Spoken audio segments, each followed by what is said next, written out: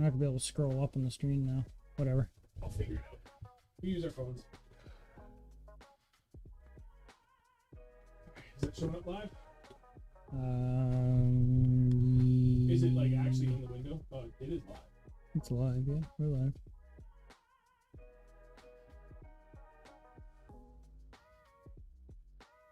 Quick share. Copy. Did I put it in wrong? No, I put it in right. I had to.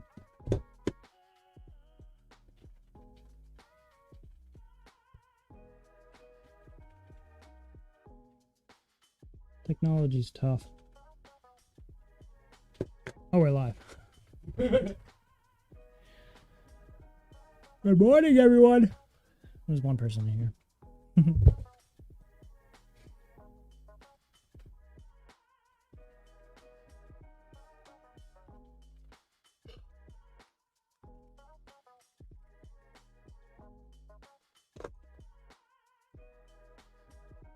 It's like a deeper no.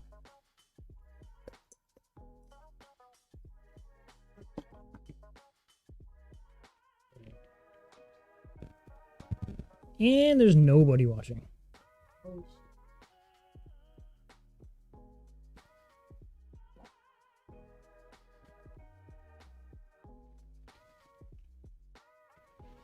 It should be good.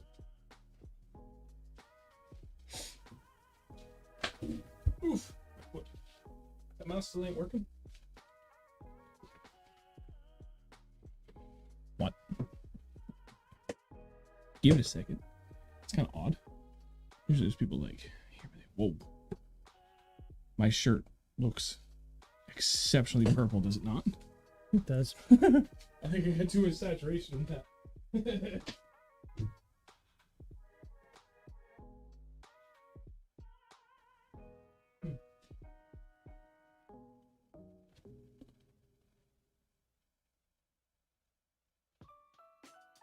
It's a fly in the light.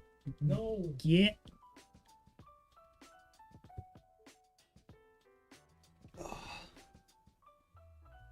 That's weird. There's 3 people watching and only 1 like. Shame. Shame. El phono on silencio. Yeah, probably a good idea.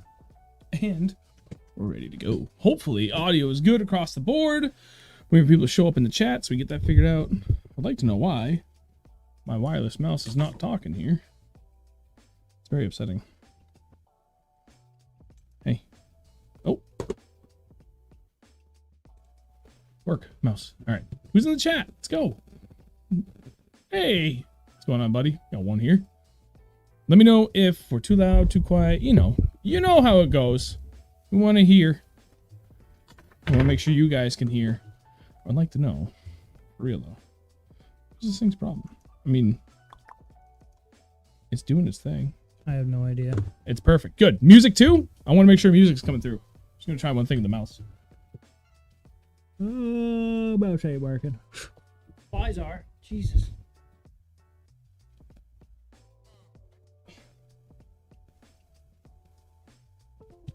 Oh, I got him, dude. I smoked him. Fantastic. You can see it on the video. Smoke him if you got him. Just you talking. Wait, no music? No. No. Could just be that it's so quiet. He said no music. There should be. Should be. Well, if there isn't, I'm not going to worry about it. I just tried one last thing to adjust volume, but if it's not working, whatever, we don't need it. No worries. All right. Where's everybody else at? Hey, David. Boy. Welcome back, buddy. Glad you could join us. What else we got? $9 hiking pants. That's what we have? On what?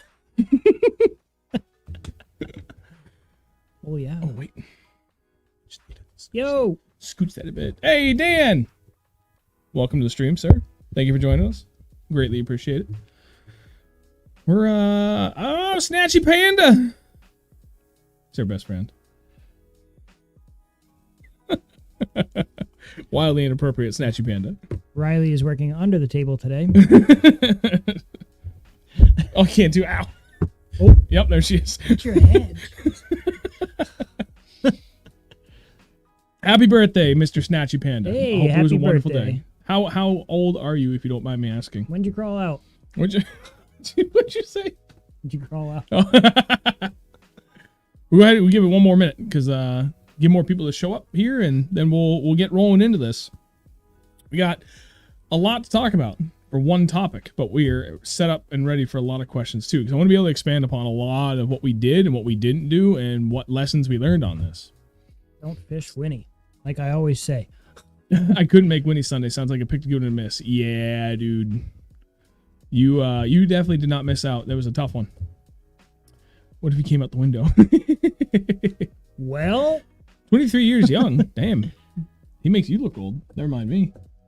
yeah, I'm almost 10 years older than him. Nerd. All right. Well, all right. Good enough. We'll get going into it. More people will start spilling in as this goes. I did not check it to see if there was any sporting events tonight that may have impacted this, but it's all good. Mr. Ben Bradley, out in my boat fishing right now. Bring me some luck. Good luck, dude. If you got one of these tied on. Better. We just got it. Drink. Everybody drink. That was a good one too. That's a guzzle. All right. First order of business. What are we drinking tonight? I mean, it's typically not something we like to focus on, but we always focus on it. Portland, Maine's Lone Pine Company. Sapphire Unicorn. Double IPA, Pretty good. I think. Hang on. Wait, I lost it. And it's actually really good. Where'd it go? I don't know what this is. I lost it.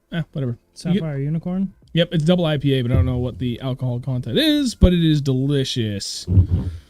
So, recapping tournaments. We had our New Hampshire Bass Nation tournament this past Sunday, up on Lake Winnipesaukee, and it was a double down. So it wasn't just New Hampshire Bass Nation, it was also Last Cast Fishing Club, which is actually a club that I fished in back in 2011, the whole season.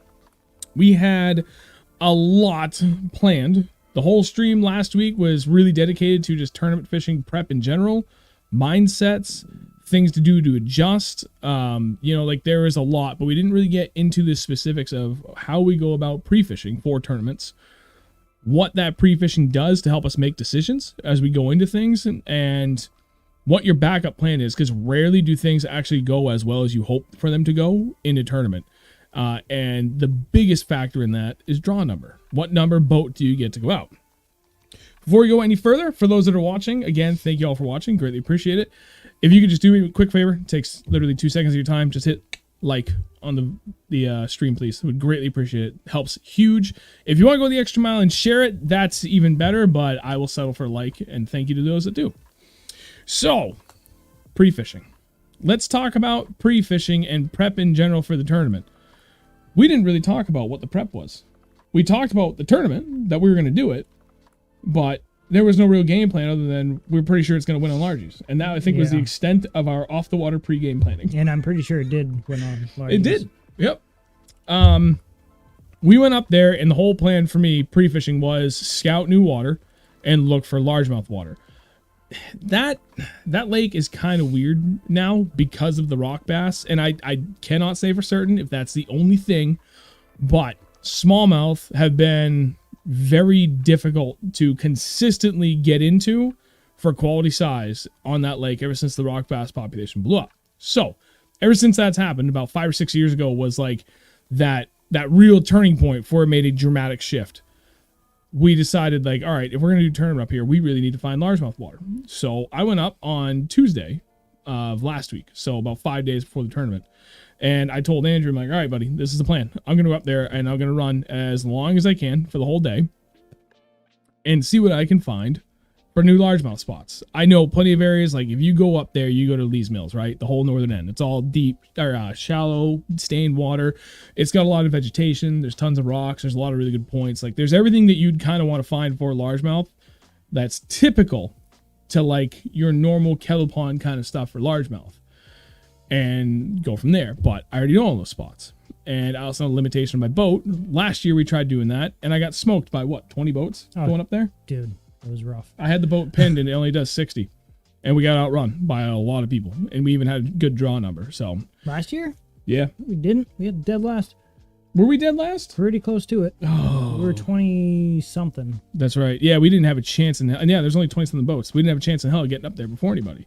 So changed tactics, and this time looked for a lot of new largemouth spots specifically around West Dalton Marina, because that's where the boat launch is going out of. And that was, if you've never been to Lake Winnipesaukee, it's on like the south/western shore, because the lake kind of lies like this. It's not perfectly east-west or not perfectly north-south. It's northwest to southeast.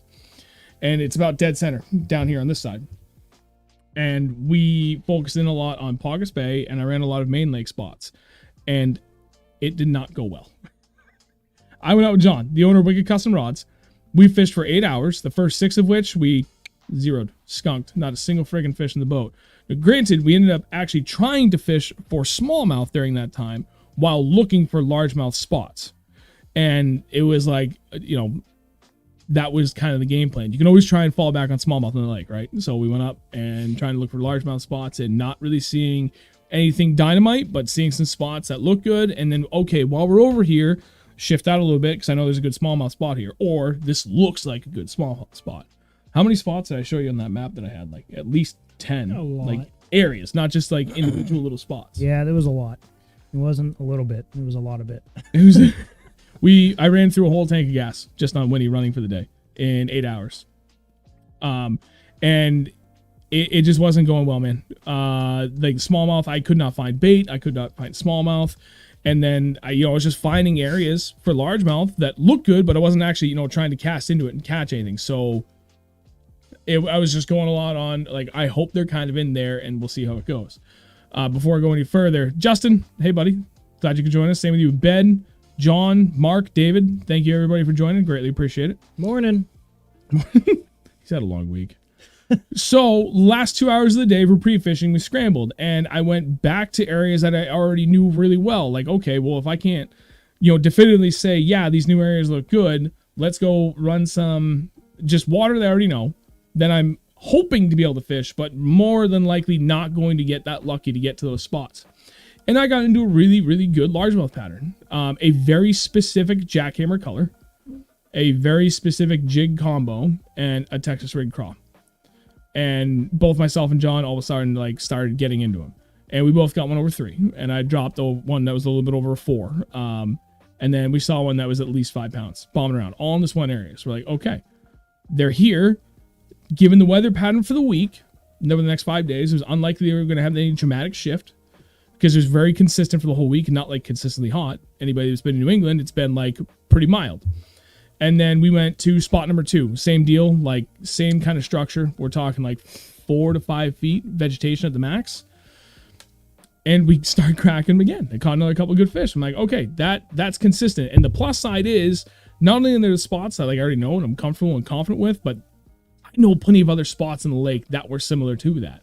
So I called Andrew, and actually he called me. How'd it go? I'm like, I think I'm feeling good. If we're going just for largemouth, I've got 2 spots that I know we can win off of if the patterns hold, if the fish stay. And then I also said I had, another 5 or 6 areas that we could easily run to that were all the same. Yeah. So that was it. That's step 1 in the whole stream, right? That was a recap of how pre-fishing went and what we're going to be doing. So what did... I remember what I tied on. What did you tie on? Knowing that we were going for shallower water largemouth, focused in on vegetation more than anything else. I remember what I tied on, but what was your primary goal for throwing baits? I just remember Carolina rig, but I forget everything else you had tied on. So I had Carolina rig. I had drop shot. I had jerk bait. Chatterbait. The rat. Yep. Because I was hoping for the rat to come and play right off the bat first thing in the morning, but we got to our first spot and there was already a couple boats in there. Just fun fishing. Just fun fishing, yeah. And it's not what you want to see, especially on a big lake. And we go to that one tiny little spot and instantly knew I didn't think I was going to get hit on it, but right. Well, before we go too far into it, I want to back it up because I still want to talk about boat draw number and our game plan for everything for that, whole 9 yards. So for my plan, I had all those same baits tied on that I had tied on pre-fishing. But then I expanded upon it. I had like another chatterbait combo on. I had a different topwater on that I never threw, which we'll get to that later and how detrimental that was. I had a different Texas rig bait tied on. I had a weightless fluke, which is generally like one of my go-tos when they're up in that kind of depths in the whole 9 yards. But it was a solid game plan based off of like what we found. So like pretty much everything that I already caught fish on, a couple of variations of those things, and then what I feel, okay, if that was working before, or if it's working in a certain area, but then the bite kind of dies, like this is what I would be my next logical step, right? For like what presentations, techniques, what have you, to throw in those areas. And then I also had secondary colors for all these techniques, like on standby mentally. Like, okay, if like the green pumpkin all of a sudden dies, I know I can go to like a more like tannish kind of pumpkin color, or that tannish kind of pumpkin color with a little chartreuse on the tip, things like that, like those standard adjustments that we make. So that was the game plan. And then they drew numbers because everything's online registration now for New Hampshire Bass Nation. And we watched the live stream Saturday night. 46 boats registered. We drew number 6.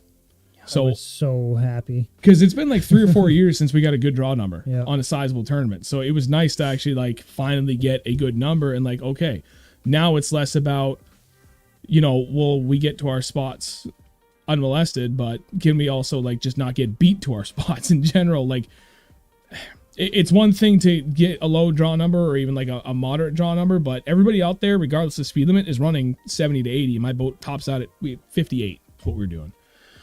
So I've had it happen before, man, where they just blow it right by us. So it felt good that we had a low enough draw number and it wasn't too far of a run to Paugus Bay that I was like, all right, we can do this. It's going to work out. Really quick, back it up again. Mark, wholeheartedly agree. F the rock bass. David, fishing mode. Jason, different baits. Samatus and Bryson. How y'all doing? Bye. Hey, ladies. Thanks, Bryson. Morning. Justin had a really good question. I trying to stay on topic here, but this is very applicable to the rest of this conversation. Do you think sticking those fish affected you? No. Because there's only a couple. We were only in there for about 30 minutes. We saw a lot of activity. We saw the right things, but we weren't really, we only stuck 3 fish in the first spot.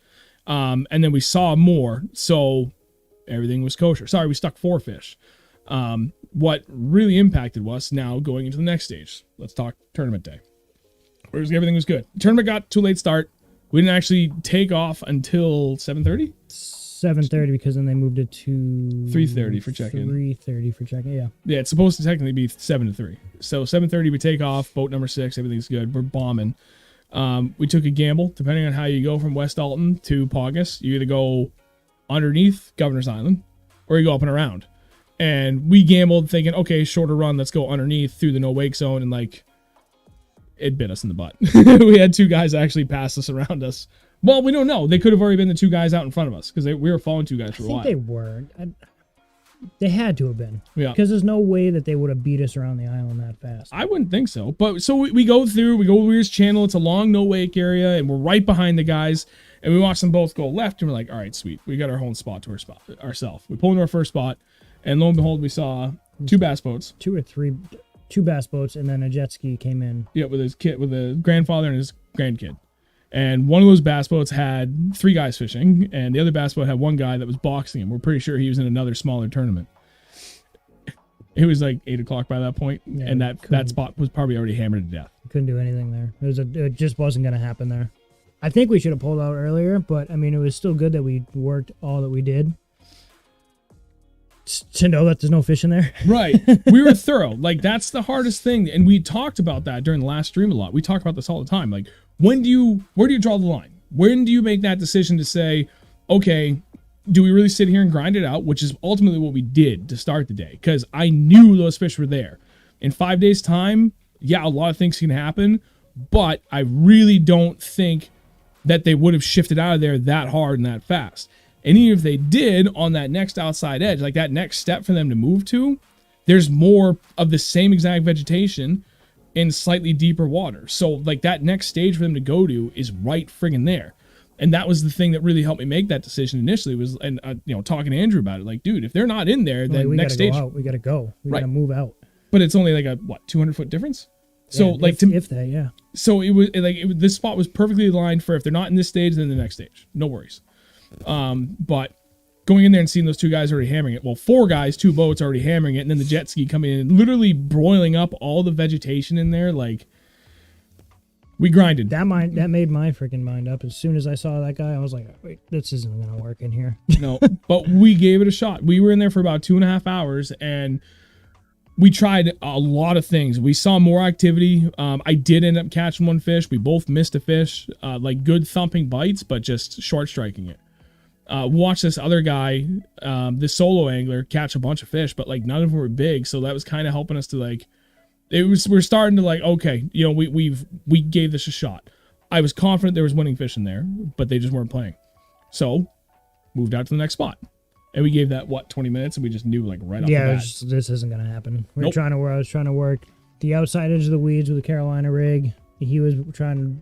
What were you doing? You were throwing up and over the grass? Mix of Carolina rig with you, a Texas rig craw, and then a jig. And I was trying to, like, find any way I work milfoil, right? When you see, like, that good vegetation where it's pretty consistent, just trying to find those nice holes where you can pitch it in and drop it in, or working the edges both inside and outside.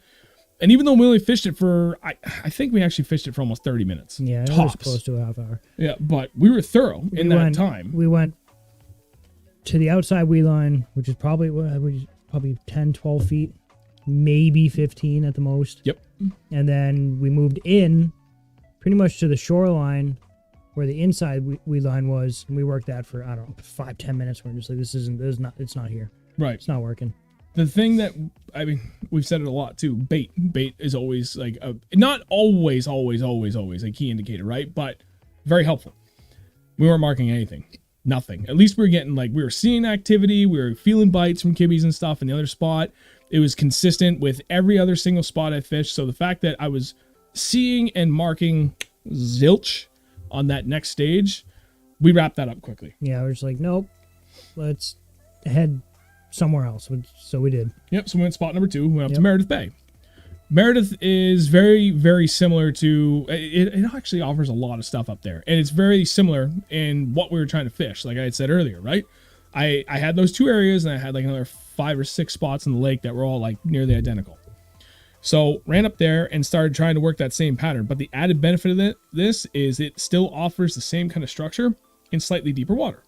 So you can get up in there, you can fish in anywhere from like, say, 2 to 6 feet, really consistent for what we were trying to target. But then you can just keep following it as that continues on and stays deeper out to... I think it was out to like at least, it was almost 20 feet. Yep. But like, I would say 8 feet where it was really consistent for the vegetation, but then it kind of continued and trailed off down to 20 before it just disappeared. Yeah. That's where I wanted to work that Carolina rig. Yep. And we did. Deep cranking the chatterbait, and we did, and it just... We went in there, we tried, again, working that same pattern, trying to replicate it, trying to work around it, making adjustments, and that shallow bite didn't work. So what exactly do we mean by adjustments, right?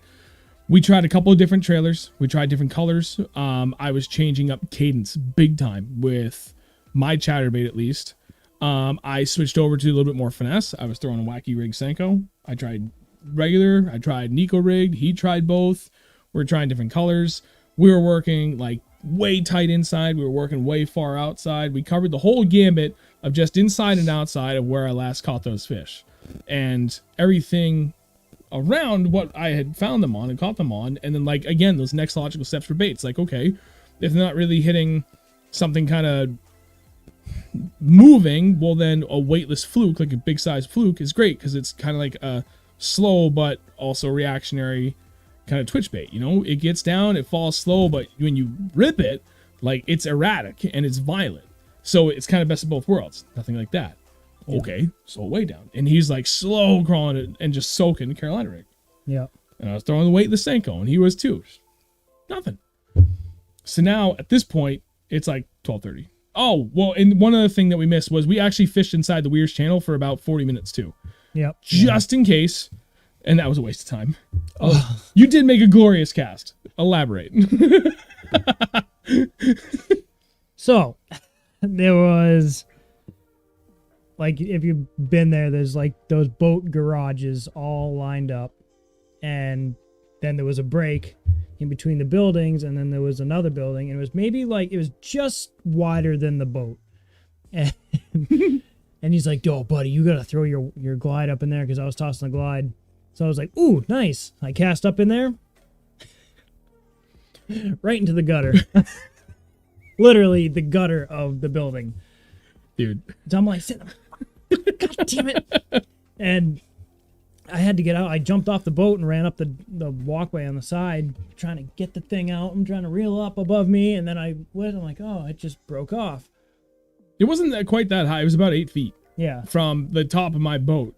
So he's like, can you get it? I'm like, yeah. So I just pulled the boat in, and I mean, I'm tall. I'm 6'2". So between my height and then standing just on the frame of my trolling motor, I had just enough. I get my hand kind of like, T-Rex claw just up inside. And I'm like, I'm going to get stuck.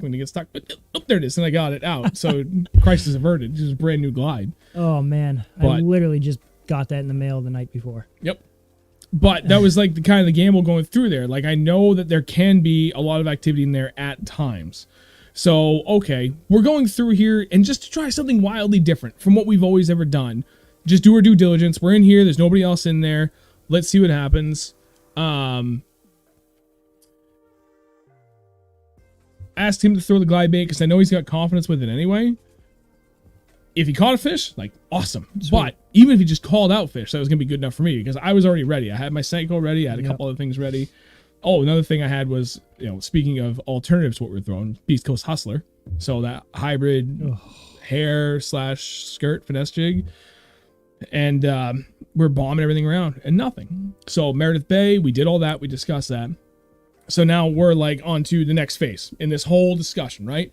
We had our plan. We did our pre-gaming, our pre-planning. We went in. We tried spot number 1 and every variation and adjustment from there, right? Spot number 2. Every variation and adjustment from there. And that point, 1. We had 1 fish in the live well. Yeah, but coming into Meredith, we slowed down and we were marking stuff as we were coming in. Deep.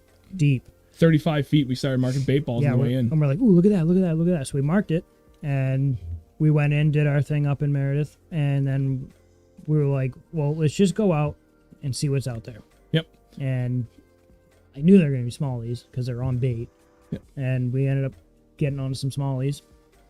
But not big enough. No, and that was the tough thing, right? And that goes back to the heart of the conversation earlier. Like, at what point do you decide to just throw everything out on your day and make a complete drastic change? There. Pretty much, that's what we did. Yep. So it was about 12:30 when we started really working towards that deeper water edge. And he brought the point up, like, well, we marked all that bait on the way in out deeper. Maybe we should go give it a shot. And I was kind of leery about it because in my pre-fishing, I had hoped the lake was just completely shut off. But, dude, I literally caught 0 smallmouth. And I didn't mark anything. And that really, really had me, like, not in a good mindset of confidence. Yeah, well, you were catching largemouth, and we weren't catching largemouth. Right. So we said, all right, screw it. Like, let's go out deeper. I'm going to bust out my drop shot on my Ned rig, and let's see what we can find for smallmouth. So we went to that next stage. Really quick, sorry, Dan, no, we did not do any cranking. I have completely lost confidence in cranking and topwater lately. Something I'm trying to get back into. Hence the rat. Although it's kind of different. It's not really topwater in the traditional sense. It's something that I wish I had tried, but I was looking at my popper. I almost tied it on, but that Spro popper. Yep. Not the Spro. Is it Spro? Was that the white one? No, the Mega Bass popper. I almost threw it on, but I didn't. I should have. It's weird because I had it in my head that if I don't see, we saw, other than that first spot we hit, 0 topwater activity, nothing to indicate that they would hit a topwater. And I know that's not the right way to look at it, but it was in my head and I couldn't get past that. So I didn't do any cranking and I didn't do any topwater. And I think that was really detrimental to us for the day because in the past, the conditions we had were friggin' ideal for topwater. And neither one of us threw it. But, so we scrapped it, right? Now we're looking at about 1 o'clock. I had stumbled onto that one rat smallie, like on the transition, like 20 something feet. And I think it was with a drop shot. And we're like, okay, well, we got to make a decision or we're going home early because this is terrible. Yeah. And he was like, let's go out deeper and see what we can do. All right. So get the drop shot out. We go out, go to that next spot, like 30, 35 feet. We mark bait. Yeah. And then I look down, I'm like, I'm marking fish. Drop the drop shot. And this is where, like, we've made the commitment now. We have about 2 hours left. Now we're going for smallmouth, and we're gonna get them because yeah, always do. Eventually we do. Yeah. No, actually always. No, always. give ourselves just a little more. We went out and okay, let's try to figure this out. So we started marking bait, we started marking fish. I finally pulled up another one on a spider jig. Found a rock pile at 35 feet. I was casting out to it using my 360, and I pulled one up. But that was only after I made, 50 casts with 2 different color spider jigs. And it's kind of one of those, I always talk about high probability, right? If you found you've got bait and you've got perfect opportunity for where fish likely should be, start your go-to, then your backup color, and then make a fairly drastic change if those first 2 don't work. And that's exactly what I did. Green pumpkin, nothing. Regular pumpkin, nothing. A color that will not be named. Smoked them. First cast, as soon as I made that color. Okay, so a definitive bite on the bottom, a definitive bite out deep, and a definitive bite on the color change. So 1 means nothing, but at least it's a start. So I said to him, hey, I made a color change. So you bust out your drop shot, and you look at it, and you're like, I'm going to try a different bait. And you picked up your Sematus. Yep. 2 casts later, Andrew's on the board. Yep. Slightly different color. A little different from mine, but kind of in that same hue. And size was right, too. And I looked at him, I was like, okay, I haven't got a drop shot fish yet. Well, I had that one random, little dink smallmouth. And dude, it was a squeaker. It was 12.1 inches. It was just over. And I was like, well, how short's your tag? Because everything at that point I've been seeing, if this is the bottom of the lake, the fish were right here. Yeah, right on. They were were just sitting there hovering right on the bottom. Yep. And how short was your tag on your drop shot? God, I went from a foot to maybe 5 inches. Yep. 4 inches. Shorten up to nothing. So, all right. What I did from there was, because I was working a couple of different magic flicks at start. So I thought, well, maybe I need to upsize. So I went to a Zoom Finesse worm, which is about a 5-inch worm. And I still had my tag a little bit long, by 10 or 12 inches, my best guess. And I remember saying to him, there's a fish that dropped straight down. And I watched this thing come up, follow my bait, right down for about 2 seconds. And then I saw him come up and disappear. And I'm like, oh, that's not right. So I downsized again. Saw another fish, dropped down. Same deal, came up, followed it, came back down, and then sat there. But sat there a little bit longer, now 5, 6, 7 seconds, and then started to swim off, but a lot more slowly, and then I started dancing, and I got to hold that fish a little bit longer, but still no bites. Now we're in the information gathering phase. We made that commitment. We're trying to make adjustments. We know there are fish here. We can clearly see him reacting. What size, we don't know really yet, other than the one decent one he caught. And I had a rat, but now we're out deeper, 35 feet. What else can we do? So how many colors on flicks did I go through? All of them. Almost. Yeah. I don't know. Probably 3, at least 3 or 4. I think it was 4. And that 4th color change, now, I remember saying to him, oh, wow, okay, that fish, went way up and came right back down immediately. And he sat there and sat there and sat there and sat there, but didn't eat. And I asked him again, how short's your tag? So he tells me. I'm like, okay, well, I think I've got the color. It's pretty close to yours. You've definitely got the color. And you got the tag. Let's change it. Shorten my tag up to about that much. First drop, caught a fish. So at that point, in the span of 20 minutes, we ripped through 3 different spider jig colors, 3 different drop shot bait colors on his part, 4 different color drop shot baits on my, 5 actually, with 2 entirely different baits, and then changed tag lengths twice. Before, and because I think I started out, mine was like this because we were working grass. Mine was pretty long because it was warm. The water was warm, so I was like, longer tag. That's usually how it goes. Yeah, we were 16, 18 inches. Then we brought it down to about a foot, and then we settled at about 6 inches, 5, 6 inches. Yeah. And then, but that was it. And as soon as we did that, then we started, okay, now we're catching fish. So how long do you think we fished in that one spot where soup to right nuts, outside? Right? From the moment we were let's go for smallmouth, and we dialed it in, and we're yep, okay, now we have 100% confident. We're going to do this. We're going to go run. We're going to make a day of this. 45 minutes. And that put us to about 1:30, I think. Yeah, 1:30. Yeah, roughly. Somewhere in there, yeah. But by 1 o'clock, we only had 2 fish in live well. Weigh-in was 3:30. And you figure you really only had 2 hours to fish because with Winnipesaukee, you've never been there, 3-foot washing machine shop. Easily. Yeah. If you've got wind, high winds, you got big waves, totally different animal. They're consistent. You can work around that. Lake Winnipesaukee is literal washing machine chop. It's just like 8x8 cones going like this. Yep. And they're everywhere, all over the place, because there's so many boats going this way, that way, all over the place. They'll run into you if you're not careful. People are drunk and they're idiots. We can elaborate on that.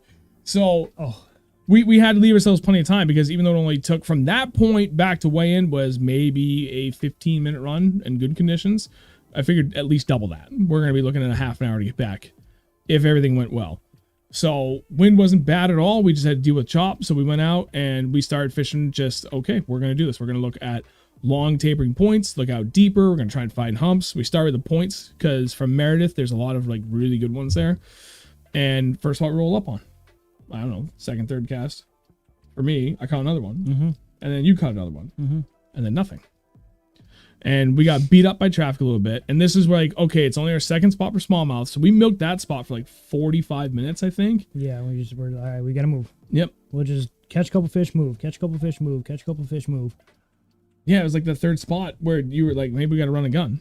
And then the fourth spot, I concurred. I was like, oh yeah, dude, like this is the fourth spot in a row. We like every spot we pulled up on, we caught a fish, but we never caught more than two. Yep. And then we had to leave. But now we're figuring this out. Now it's like, it's getting late in the day. But we in the last, essentially like an hour and 15 minutes, we figured out what they wanted, where they wanted it, how they wanted it, and how to go about it. We caught like 13 fish. Yep. In the last hour and a half. Right. And then we eventually got to a limit, right? And we're just slowly chipping away at every hump, every point that we could find. And especially if we could find good rocks, because that's like usually what I like to fish anyway. But most important, if we did not mark bait, we weren't getting bit. Their bait had to be relatively close to some form of structure, or we had to just be dropping down relatively close to bait, and we were getting bit. Because there was two spots we fished where we got nothing because there was no bait nearby. Not that we were marking, but we could have just been a little too far out from it. I don't know. All I know is that we didn't get bit. But we went into run and gun mode, and we had 20 minutes left. We got our limit. Oh, yeah. And we were like, if we can call out those two squeakers, everything will be good. And then was it me and then you? Call? Yeah. Yeah. And I caught one that was okay. It's a hair over 2 pounds, which made me feel really good. And then Andrew with like 5 minutes to go before we were like, okay, we're really going to go. You caught another one and called. Yep. Although I do think you called the wrong one. I've been thinking about that a lot the week. I think that squeaker largemouth was the smallest one that we came back with. No, it wasn't. Wasn't? No, that's small. It was way smaller. Was it really? He was tiny. Oh my god! I didn't realize he we had was two super skinny. Oh, okay. The largemouth was fatter. I thought the largemouth was the smallest. Nope. Oh. No, I looked at it. I made sure. I was like, I don't know. I can't tell. I pulled him. Yeah, he's tiny. At the end of the day, it's essentially the same thing, right? Like, there's no different. There was not going to be a measurable difference between the two. I got a text from my coworker, Chad. Must be nice to get your limit. Sorry. Sorry, bud. So, like, we knew it was a grind, right? Tournament's done. We go back in. We were feeling okay as we're going in, and we start looking. Yeah, Dan, I have a balance beam, but we were literally down to the wire. We got back with 3 minutes to spare. So, I mean, yeah, we probably would have had time, but we didn't even pull call tags on our fish, man. We were hooking them, dumping them, and firing right back in there. Yeah, see ya. So, went back in and started, dock talk, right? Talking to everybody else, waiting, and everybody's like, dude, tough day, tough day. Everybody's saying tough day, and I'm like, oof. Oh, okay, Andrew, I'm like, this actually might not be too bad. So, first time we waited in ages where we didn't actually have to wait a long time because we've always drawn high, and we went at first wave, and yeah, we had 8 fish, 7 smallmouth, 1 largemouth for 14 something. 14.21. 14.21, which really isn't that great. It doesn't sound good. But compared to everyone else, it wasn't that good. No. Well, and so we went in and we're talking about it, and there was a momentary moment of panic from me because I was like, I don't remember calling that other fish. Did you call the fish? And you're like, I'm pretty sure I did. I'm like, I need definitive answer. It's a pretty stony baloney move on me if I didn't. So we're going through. We're like, okay, yeah, we got 8. So we're going way up. We're with the first 15 boats went way in. Everybody's done in that first wave. We waited in last after everybody. We're in 6th place. I was like, holy crap. We actually might do okay and finish in the teens on this. No. Out of 46 boats, we finished 26th. Of the 26 limits weighed in, we had the smallest. Although not by much. Like when you go from 26th up to, I forget what it was. I think like the next 10 places, everybody was very close. And then like the top 5 guys all had like pretty good bags, like 18 to, I think, I know John and Rob were the winners. They had 8 for 22 pounds. No, 23 actually. 20 was, yeah, it was, I think it was pretty close to almost 24. It was like, high 23. So they almost had or something like that. Yep. It was good. Like they had a really good bag and they figured it out. We ran into them earlier in the day and they said it was tough for them as well, but they just kind of stumbled into the thing and made it work for the day. But they had no idea going into it either. So like end of the day. Yeah, because he pre-fished it all day Saturday. Day before. He went through an entire boat's worth of gas. Yeah. Yeah, I'd say a whole tank, one of my 2 tanks, which is still 20 gallons. And I don't know how much a Phoenix 921 holds, but I'm imagining it's a lot. Probably over 50 gallons total between the two, and he ran it empty, according to him. So that dude covered water. Yeah. And even they said, I want to make sure I don't want, they didn't really tell us anything, but I want to make sure I don't overstep my bounds and say too much because I don't want to give away anybody else's anything. But yeah, they said it was tough, and they were like, we'll see how it goes. Went a lot better pretty for them. Good. They won. Yep. But you know, like we went home feeling good. I got knocked down a peg or two once I realized like what the standings were. Because I thought we were gonna do a little bit better, but like end of the day, we finished 26th out of 46 boats. 16 boats went home without weighing in. That's bad. Yeah. I was happy that we got a limit, that we were able to finally actually put something together at the end of the day, because midway through I'm like, dude, we're not gonna have a limit. Yep. Because we're like, we really got to start putting fish in the boat by like 1 o'clock. It was like, this is not looking good. No, and like I rarely ever bring it up because you're the most like level-headed, even-keeled dude I know. But even I could tell by like 12 o'clock, I could feel your like tension. I was like, he is not in a good mood. I was not in a bad mood. But I just wasn't like. You're rarely ever. It's exceedingly rare that you're in a bad mood. But I could tell you weren't. You were off just a little bit. But I totally understood because I was feeling it too, and I'm like, this is ugly. Like, you know, we go out here, we talk about all this stuff, and like I put in the time, and it was 12:30. I got 1 12.5-inch largemouth. So, you know, it's just crazy, like how tough that day was. But to what Andrew just said, like I'm happy that we stuck it out. And more than anything, and I was saying this to my wife after the fact and a couple other buddies, and I'm pretty sure I texted you the same thing. What makes me happiest about all of this is all the time and effort that we've put in the last several years. Really specifically thinking the last 8 years in fishing the lakes region so that we can make these kind of adjustments. Because prior to 8 years ago, we got really good at fishing for largemouth up shallow and all these kettle ponds, but then it's a totally different animal when you're going up and fishing clear water glacial lakes, especially for smallmouth when they're out deep. And to what Justin Woodall in the chats here said, that smallmouth, that smelt pattern, like it's a completely different ball game, folks, from when you're fishing kettle ponds all over New Hampshire. But we've put in the time, and the fact that we went up there with, what do you have, 6 rods, 5 or 6? I brought 5. 5. So all 5 rods and 12 of the 14 that I own were all rigged for shallow water largemouth. And then with 2 hours ago, we scrapped the whole thing, completely reconfigured, and went out and actually pulled in a limit with essentially only 2 hours of fishing time of smallmouth in 35 feet of water. I think that there's one fish that came out of 25 as we were working, like trying to make that transition, like to figure out, like, do we do this? But everything was between 30 and 35 feet. And I'm proud of that. I really am. Like I know a lot of guys that like, well, I can't say a lot. There's still plenty of anglers that struggle to do that, you know, to go from one extreme to the other, just in general, never mind in tournament settings. So, like, I'm happy that all those years of us putting in that friggin' work, man. We literally just, and then, all right, let's go do this now. And right. Just pick it up like it's not even an issue. We make it work. And we did. And I felt good at the end of the day. I didn't even care, really. When we came into the weigh-ins, I was like, you know what?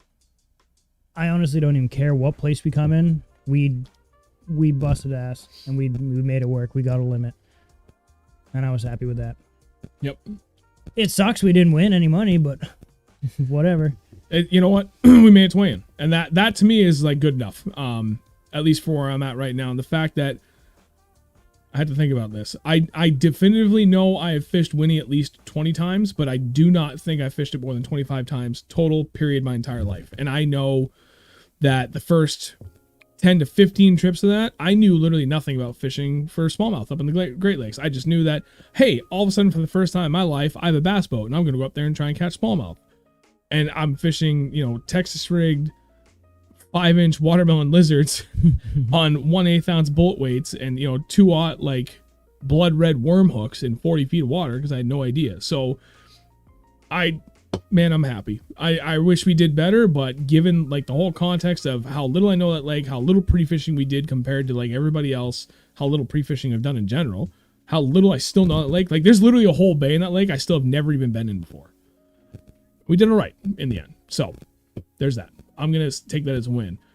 Peabody. Yeah, with Rocket not weighing in, him usually doing well there, that shocked me. He texted me and he's like, yeah, dude, we're packing up and going home. I was like, whoa. I said it how many times? I owe the foundation of everything I know about smallmouth fishing in the Lakes region to Travis and Jim Rocket. Jim is the father, Travis is the son. He's the younger dude, and he was at the tournament. I tip my cap to those guys because I seriously, like, the foundation, the very basis, what got me to a point where I'm like, okay, I can take from here and learn on my own. I could not have gotten to that point without those two guys. So when I was up there and Travis sent me that text at the end of the day, I was like, oof. That goes to show how bad that place can be. It's crazy. Place sucks. Dude, that lake is an anomaly. And so at this point, now we've really covered everything. We've covered all of our major adjustments. The big thing too that I really wanted to cover, which I think we did a really good job with, was the key indicators for making that transition, right? Like, we hammered our two most productive spots on that lake for largemouth, and it did not pan out in either one. And working on either side of that main depth that I had identified still sucked. And all the adjustments we made for different presentations, nothing. So, okay, we're done. Now I'll move on to the smallmouth, and again, those key indicators. Mm-hmm. He's got a shorter tag, and he's getting more bites than me. I changed my color, and I'm getting them to look at it more. Combo them together, holy shit, we're catching fish left and right. Well, left and right relative to the rest of the day. I mean, at the end of the day, we were catching them left and right. Because we still had, like, the size wasn't there. No, I think we still had 3 or 4 fish each other that they weren't long enough. They were all sub 12-inch fish. And that's the only thing that, when the hindsight really kicks in, like, shit. If we had given ourselves an extra hour on that transition, going out for deeper smallmouth, like, how much better could we have done? Because in the areas we were in... Get out of there. Get out of here, Mr. Fly. Oh, dude, he's missing... that might be the one I flicked. Dude. I just picked him up. All right. That was weird. See ya! Where'd he go? I had a lot of spots in that area, man. And even if I didn't have spots, the fact that we laid it out, I had a good map. Like, I could have been like, yep, okay, I know that they're hitting here and here and here. I'm going to look at my map. We can go here, here, and here. On the way back to the launch, we could make that work. So, it would have, yeah, that's part of it. It would have. That's it. That's the hardest thing. How many times, literally every time, I think, when we do not great in a tournament, where we look at each other and we say, shit, we should have run a gun, or we should have stayed and grind. That's usually what it comes down to. Is I feel like that's there's the difference a maker. lot of dudes that say that, though. At the end of the day, they're like, should have done this, I should have done that, should have done this. Yeah, but if you did, then you would have missed out on the fish that you have. Right. Well, I'm only specific to, like, how methodical we were fishing. Oh, yeah. Because I know, like, for years, that was always my biggest problem. We weren't soaking areas long enough. And now the last 2 or 3 years, like, that's been my biggest focus. Like, can I really soak an area and get confident with it? And I can confidently say, yeah, I got to that point. But now, where do you find the distinction between when you run a gun versus when you grind out an area? If you're soaking, you're not catching anything, get the hell out of there. But we've had days where it's like, you just wait out just a little bit longer, and all of a sudden, it turns on. And that's where it comes back to bite in the ass. Like, how do you draw that line, make that distinction, man? It's tough. Jonathan Amerman, I don't trust my electronics skill enough to go that deep. Only way you're going to get better at that is to force yourself to do it, man, in time in the water. So we did. How many years did it take us before, like... We were finally like, oh, holy crap, we're in 60 feet. I'm not comfortable. Yeah, to like, oh, we'll do this all day long. And Right. I know exactly what I'm looking at. 60 feet? Oh, dude, there's rock down there. Right, yeah. Let's go. And it took like a couple of years, but that's, Yeah. you know, fishing. I don't know, man. You just got to put the time in. John, I promise you it's going to pay off. David said, I saw one eat my weight on the drop, so I added a hook at my weight. Caught 3 smallies on the weight. How many times have we tried that and we still haven't done it? I watched Grub do it. I remember that. You were telling me about that. It was Ned rig, right? Yeah. On the bottom, it was It was 2 a- largemouth. Yeah, 2 largemouth. Yeah. One on the Ned rig and one on the drop shot hook. He's like, look at this. I'm like, what? How? I tried it with a Ned rig. I've tried it with a jig. I've tried it with a shaky head. I've tried it with a Damiki rig.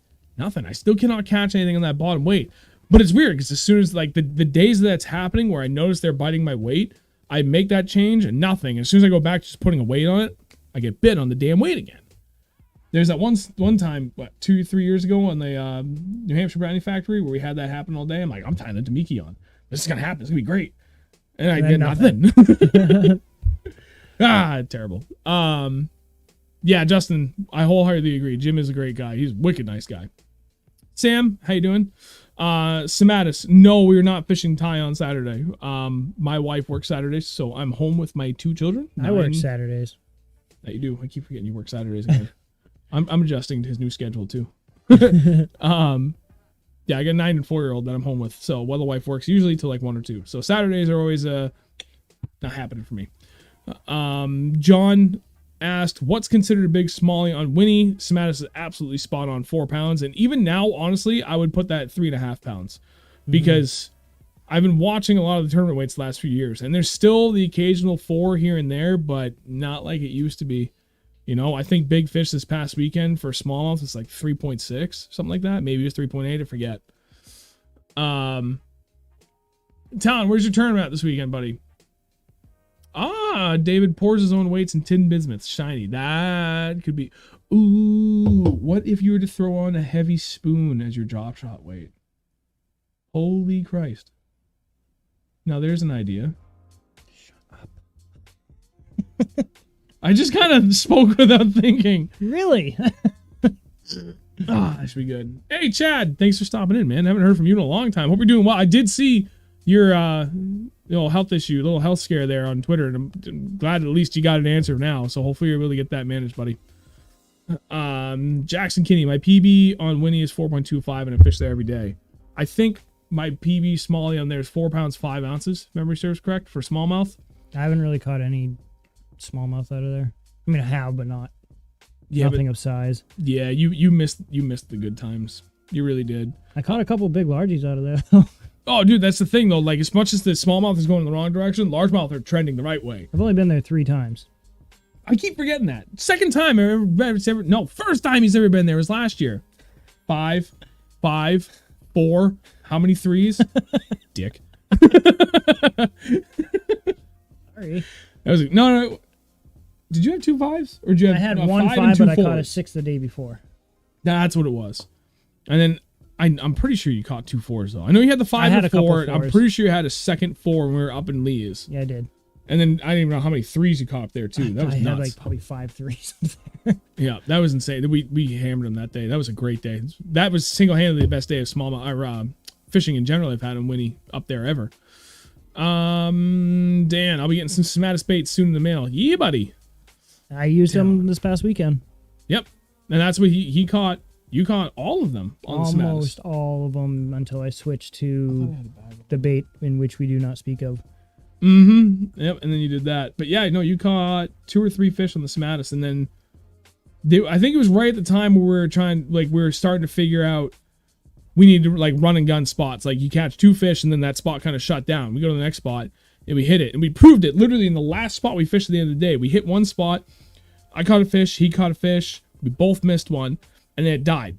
And I was like, looking at the clock, I'm like, all right, there's a hump like 300 feet over here. Let's go over here and fish this really quick. And we fished it. And I think we had a little nibble and that was it. And we're looking at the clock. I'm like, we've got 3 minutes, I think, like roughly. Let's go back to that spot where we were just hitting fish. And we went back And just giving it that little 5-minute respite, he caught another one. And that's where our last call came from. So it worked out. But it was in that transition of like trying to figure out the run and gun that you went from the Smatus to your little secret sauce. And then that was at the same time we figured out run and gun, and you never took it off because it was just working. Yep. For my part, I found a color on Beast Coast that worked that I'm not going to tell you about. I'm not even joking. It has nothing to do with my sponsorship. Literally buy like all of the Magic Foot colors, even the Smatus baits. Like no joke, like they're both. All the colors friggin' work. And at some point, especially the smallest, because they're so fickle, one color or the other is going to work. You just got to kind of work around that. Like sometimes like a picture perfect match for smelt is what you need. And then some days you just need a slight variation from what that smelt looks like. Kind of in the same color range, but just a little different. Like what you figured out first. And then I was like, okay, I'm going to switch to mine to this. Because it was kind of on that same, that off color, which is on your secret bait. It had that same little off hue on it. Right. And that was the difference maker. It's weird like that with smallmouth at times. Fishing mode. I'm sorry, buddy. My mouse is dead. It's useless. So I can't go all the way back. I'm sorry. If you want to repost it, I would appreciate it so we can see what you wrote. Chad said, I'm getting there. Full disclosure, I've never fished, but I did have a prawn in a fish tank. It's all good, man. I appreciate you coming to hang out all the same. Sam Potter, anyone here fished Great Pond before? I have not heard of it. I'm thinking Sematus is correct, though. I think that's a main lake. New Hampshire. In New Hampshire, Great Pond. I've heard of it. Great Pond. I've seen it on a map. I have not. Well, now we need to look it up. Have I? Have I not? Here come the phones, because now we gotta know. Great Pond. Oop, apparently there's a Great Pond Brook or something. Great Pond, Maine. Oh! Kingston. Yep, come on, phone. Anytime. It still thinks I'm here. That's helpful. Oh, Jesus. That was weird. Oh, dude, that place looks sick. I want to go. I may have ice fished that place. For real? It looks good. I think I did. Oh, but I'm not sure. Now I look up the chat. I live here. It's awful. Sematus. Place is terrible. Oh, okay. Never mind. Well, it was good to know. So, at this point, I want to hear questions from the chat in general. Maine, New Hampshire Bassman. Where are the big swim bait fish at? I don't know. I got a big swim bait fish this past weekend. I got a new toy. Listen to this thing. It's got like a knock to it versus... Well, yeah, now let's take back everything I just said. Okay. Really quick. Let's diverge really quick just because you asked about big baits, right? We just happen to have them here. I got really lucky and I found two of these black Spros. This one's mine. Andrew has his all wrapped in the box still. And this is a new one, a Broomsticks shallow crankdown from DEFCON Swim Baits out of Massachusetts. I already have two other ones of this, so I'm glad I was able to get this to add to the pile. It only goes down, I think I already said it, 2 to 3 feet. But we talk about like wake baits when it comes to noise, like clack versus knock, and that Spro. How many times have we said how good this thing is? Doesn't matter. Don't even have to say almost everything is like single thing. And we always talk about the knock and how good it is. And you're gonna hear the kind of the clang of the trebles, but in general,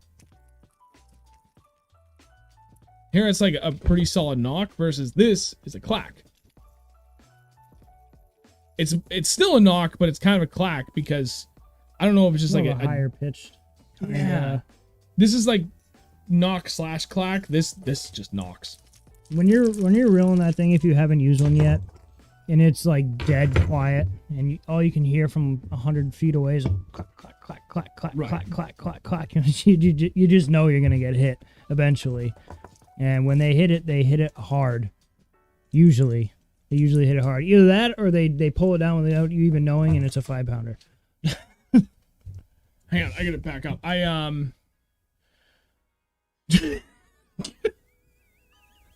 The last question. Hang on. I gotta back up the chat a little bit, but I gotta use my phone because I friggin' missed fishing modes. Captain Whackpecker. Yes, sir. Comment again. I'm so sorry, buddy. Oh, whack packer, not whack pecker. Okay, so Fishing Mode said, some days your plan either works or it doesn't. It's taught you can plan out all day long and pre-fish. But now pre-fishing a week ahead is way different than a day ahead or 2 days. Yep.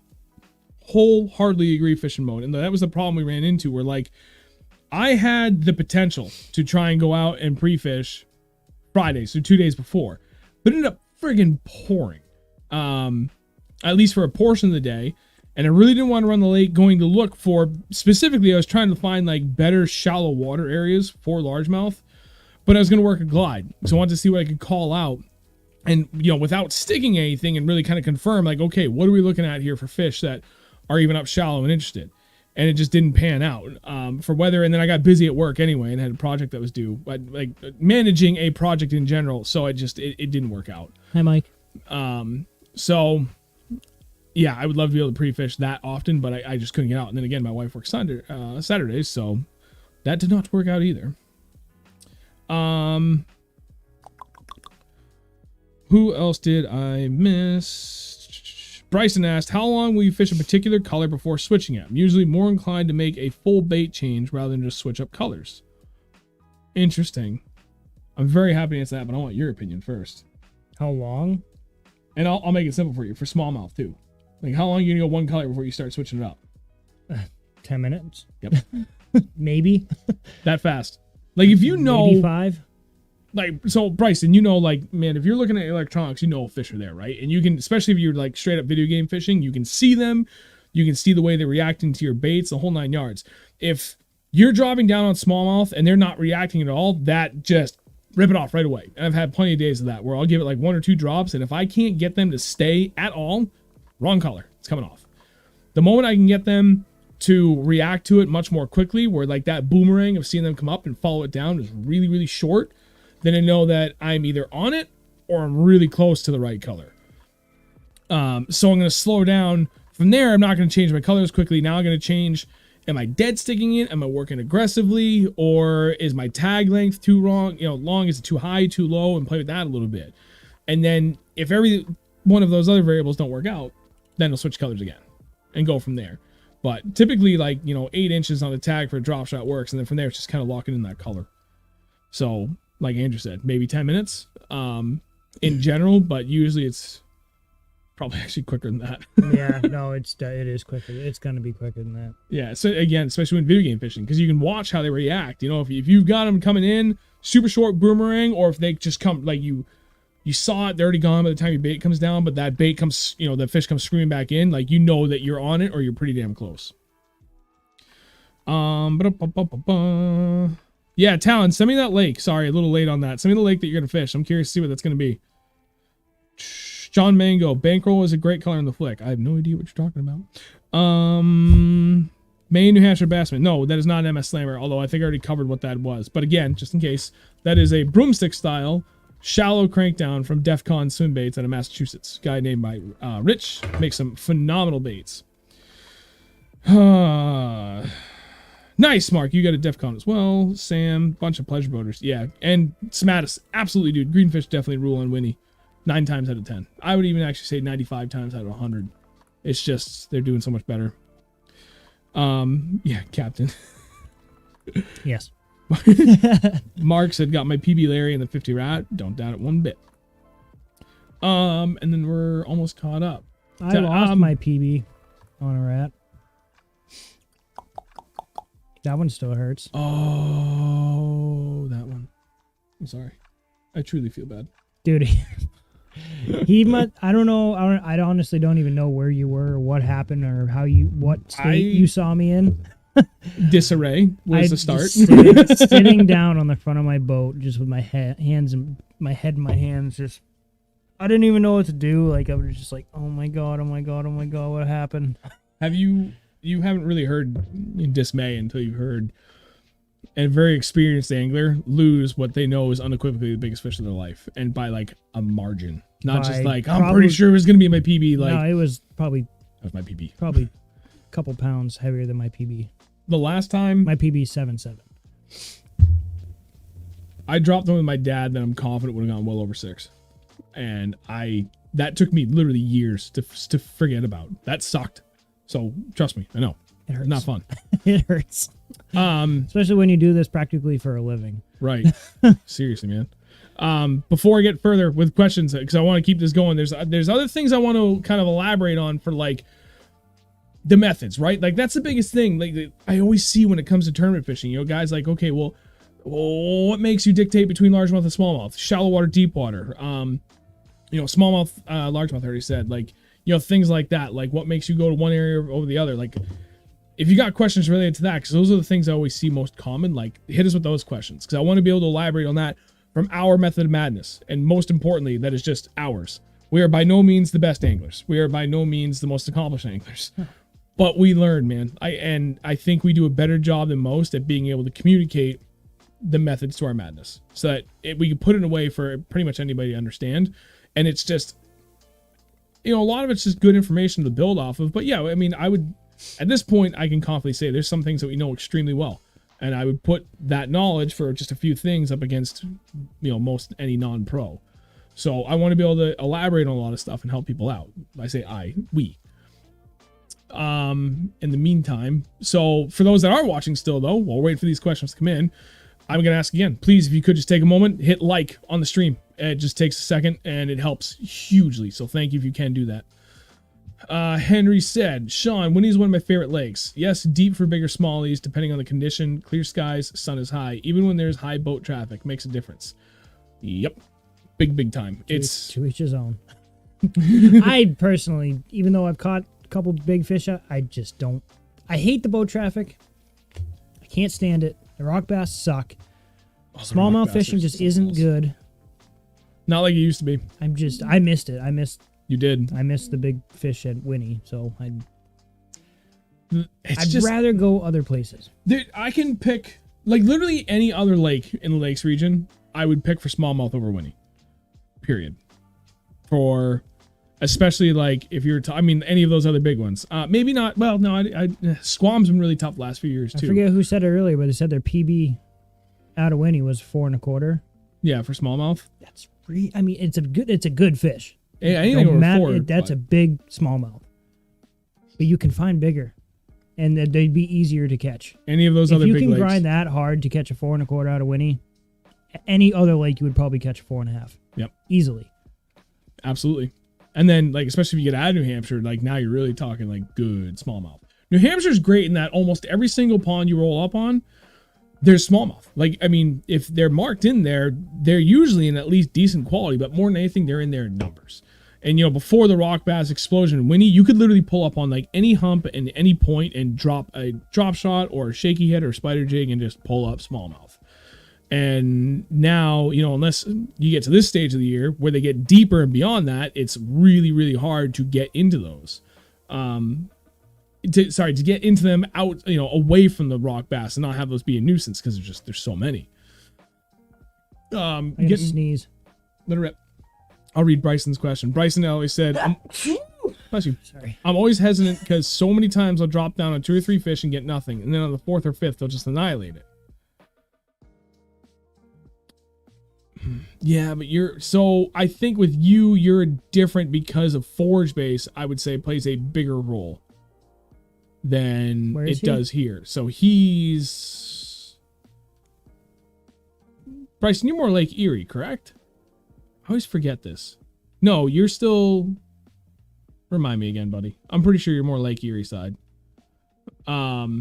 Talon, I'm sorry if I already forgot to answer your question. You can send it to Instagram or wherever you sent me stuff last time. I think it was Instagram. And I'll get to it. Okay, I was right. So Erie. So yeah, that's Gobi City too. Yeah, that's like I don't know. Like I think Forge Place. Giant smallies there. Yeah, and a lot of them too. So for us, it's a little bit more straightforward because they're feeding on smelt, they're feeding on perch, they're feeding on crawfish. You know, and then depending on how they're feeding on the smelt too, like that can differ. So I don't know. I feel like whereas like you guys, it's just like Gobi for the most part. So that like from that perspective, it changes things for how I'd approach it. I wouldn't be changing colors as much because there's only so many different hues that a Gobi is versus exactly how you're presenting that bait and the size. Brown, dark that can brown, make or light brown. Right. How much black with spotting some do you spots want on it? Yeah. And they got the little fins. Little suction. Wait, do they have the suction? No, they don't have the suction cup. No, that's That was, Sculpin, the saltwater version. Do they have them? Mud Cricket. No. Oh, Wait, no, Mud Cricket is a chick from like a 4x4 wheel mud something with trucks and stuff. that's awesome. My bad. Whatever. Yeah, Mike, you're spot on. They're just railing gobies out there, so it's a little bit different. And hailing gobies off the conveyor belt, Yeah, dude. seriously, it's insane. Who were we just talking to? Was it Rob Might have been. Was it? at the gas station before the tournament? We were talking about gobies out there. Yeah, he was just at Erie. Yeah. We were talking about that, and it's like that's one of my favorite things. And actually, we're going back. As long as he gets the time off, he's coming now too. July 28th, 29th, we're going back to the St. Lawrence Lake Ontario for 2 very long but hopefully awesome days. I just found out about it tonight, so We're gonna make it work. I'll have to ask tomorrow. Yeah. So we went when we were up there. Like it's so funny because like you said, they're just inhaling gobies off of a treadmill up there, conveyor belt. Sorry, and we were talking to this other guy because he just got back from Erie, and we're like, hey, when you were like in them, you must have felt gobies everywhere, right? He's like, yeah, it's like all you feel. It's like, did you also get into it like where you dropped down and you felt goby, goby, goby, goby, goby, goby, goby, goby, goby, goby? Nothing. Trucked. Smallmouth. It's like they're all sitting there just going ham on your bait, and all of a sudden like they all disperse because like this giant blimp smallmouth comes in, it's like shrugs every side. Oi! Out of the way! Get out of here! You can't say that one. Gone. And then just hammers it. It's awesome. Chris, thank you for joining. We Greatly should appreciate put it. gobies in some of the lakes here. So Mike's thought on that Gobies and walleye. is if you do gobies and the smallmouth switch to it, you're going to lose the entire diversity in how you catch your fish. True.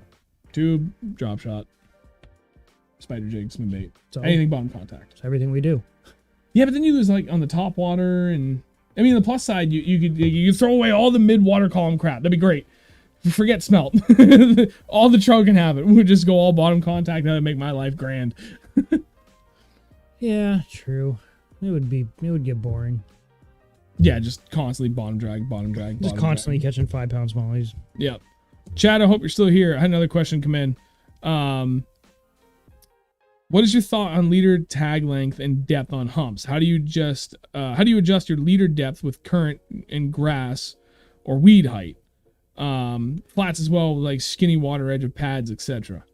Well, I would think with current you'd want a longer tag because it's going to be getting pulled down with the current, and you can adjust it by going up and down. If you're lucky enough to get it down under your down imaging, you can see it of how high it's going to be. Yep. That's how I would do it. I agree. It depends on how they're feeding relative to everything, right? Like at the tournament on Sunday, we noticed that everything was pinned to the bottom. Short my tag up to nothing. A shit ton of rain. Yep. That's why pre-fishing can be favorable.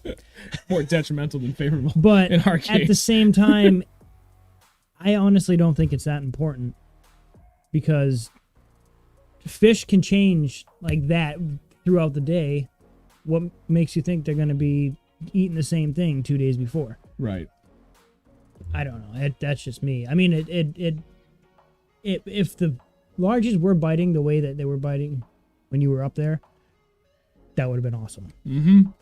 But it's not every time you go pre-fishing, they're going to be doing the same thing. Right. Unless it's identical conditions, no big weather patterns in between the days between where you pre-fish and the tournament. It's tough. Yep. So, oh, hey, Gordy. Thanks for joining, buddy. Morning, bud. I guess to expand on the tag lengths and everything, too, there's so many variables to it. The thing I'm always trying to figure out first is exactly how are they feeding, if they're feeding down or up, and you can still catch them on bottom contact baits while feeding up. They're just not nose down on the bottom, they're down and just kind of looking up a little bit. So that's where I go from, say, like a 6-inch to an 18-inch tag. Mm-hmm. Then from there, depending on how far you need to cast it, taking that into consideration, also depth. Like when we were in the St. Lawrence and we were fishing both current and depth. We had one spot we were catching fish at 65 feet of water in the middle of the St. Lawrence River up by the American Narrows. So the current was high. We were bombing 1 ounce baits, 150 feet, Easily. And by the time it got to the bottom of her feet at 65 feet, it was literally below us. Or even a little bit behind. Yeah. But then there was a couple of spots where we were fishing where it was like 30, 35 feet, a little bit more manageable. So we knew that they were still fishing down, but you still had to bring your tag up a little bit because we were bombing that 150 feet into 35 feet. So even with the current, not only is your distance and angle and depth, it's, weight's going to be here, but your bait is going to get pulled down a little bit. And then the current driving it further down. So if you got a 6-inch tag, Trigonometry. 6-inch tag, Trigonometry.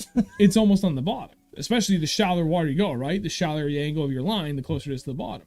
So you have to comp that by your tag length. So we're talking 60 feet of water, your angle becomes a little bit steeper.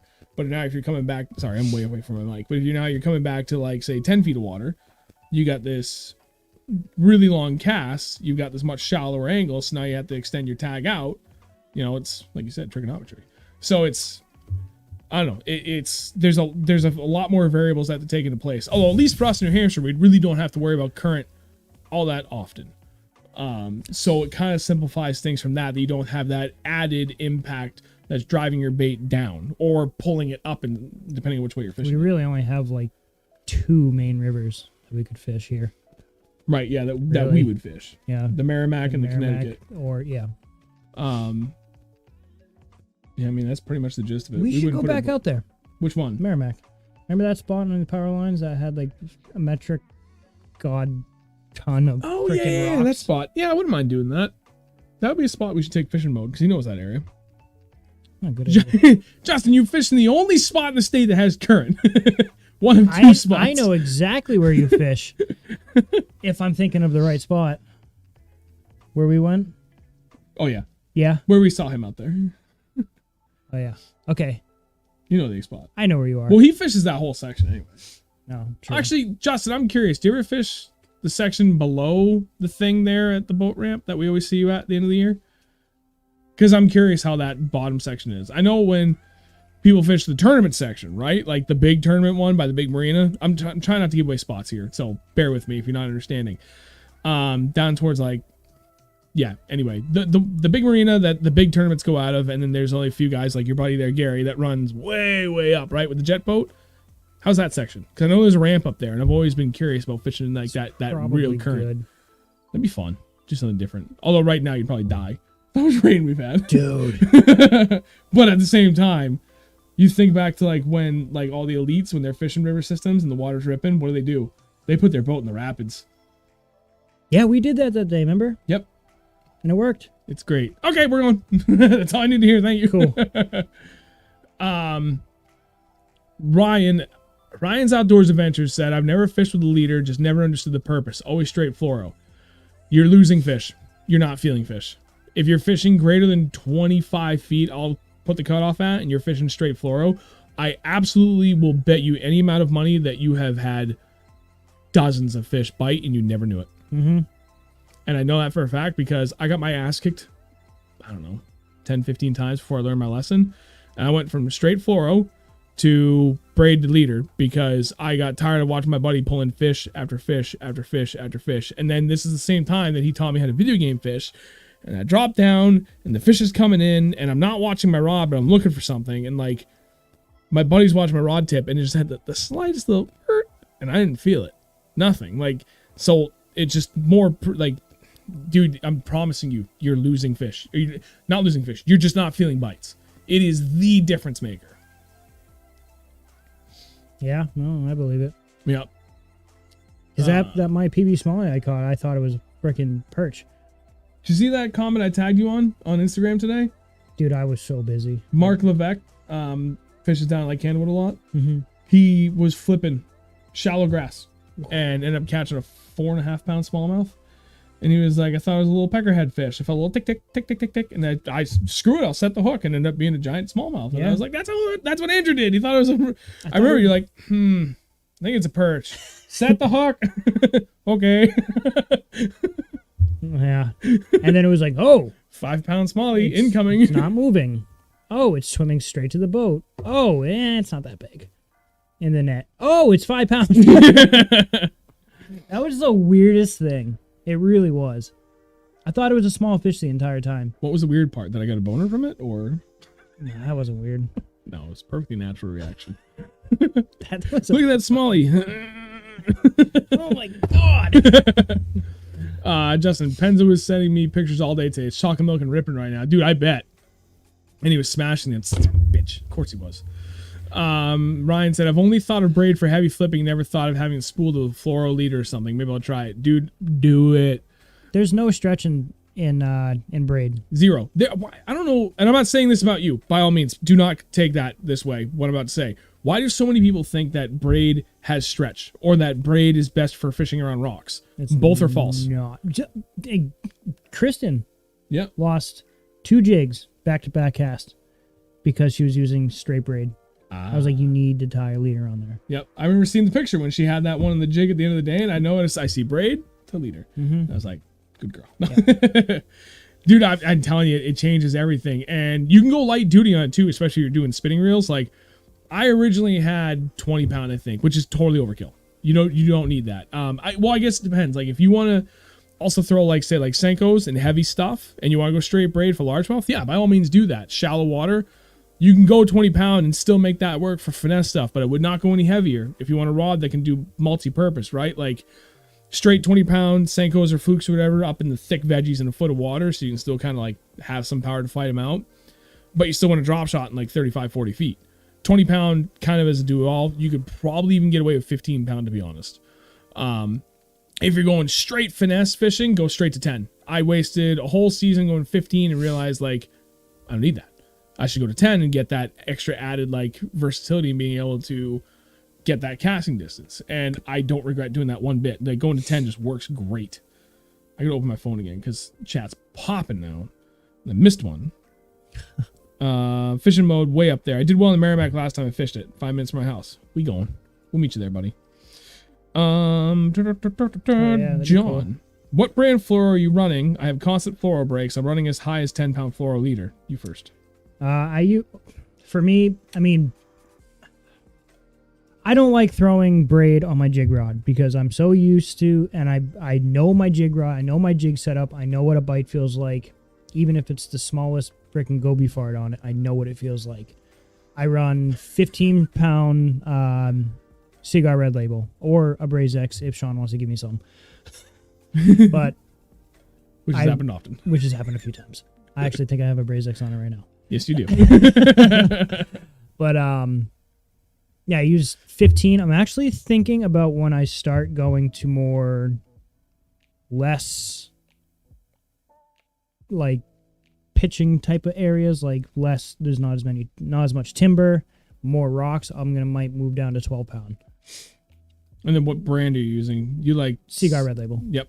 Most likely because it's cheaper than a Braze X. A Braze X is like the high end Red Label. It's like a more supple version of Red Label, really. That's what it comes down to. Yeah, it's just better all around. Yeah, a little less line memory over the like months of using it.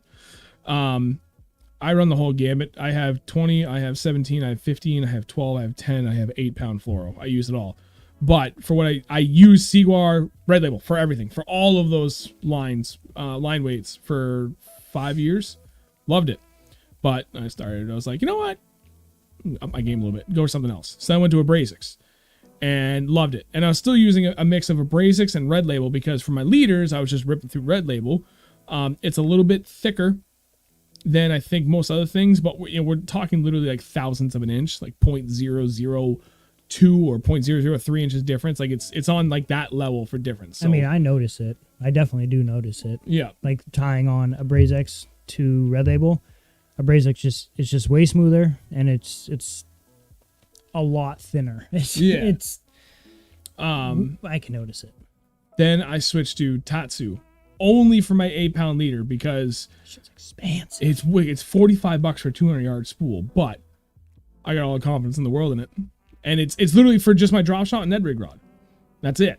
For my ultra finesse stuff for 2 rods where I'm only tying leaders. So I get good value out of that one spool. It's not like I'm constantly ripping through it.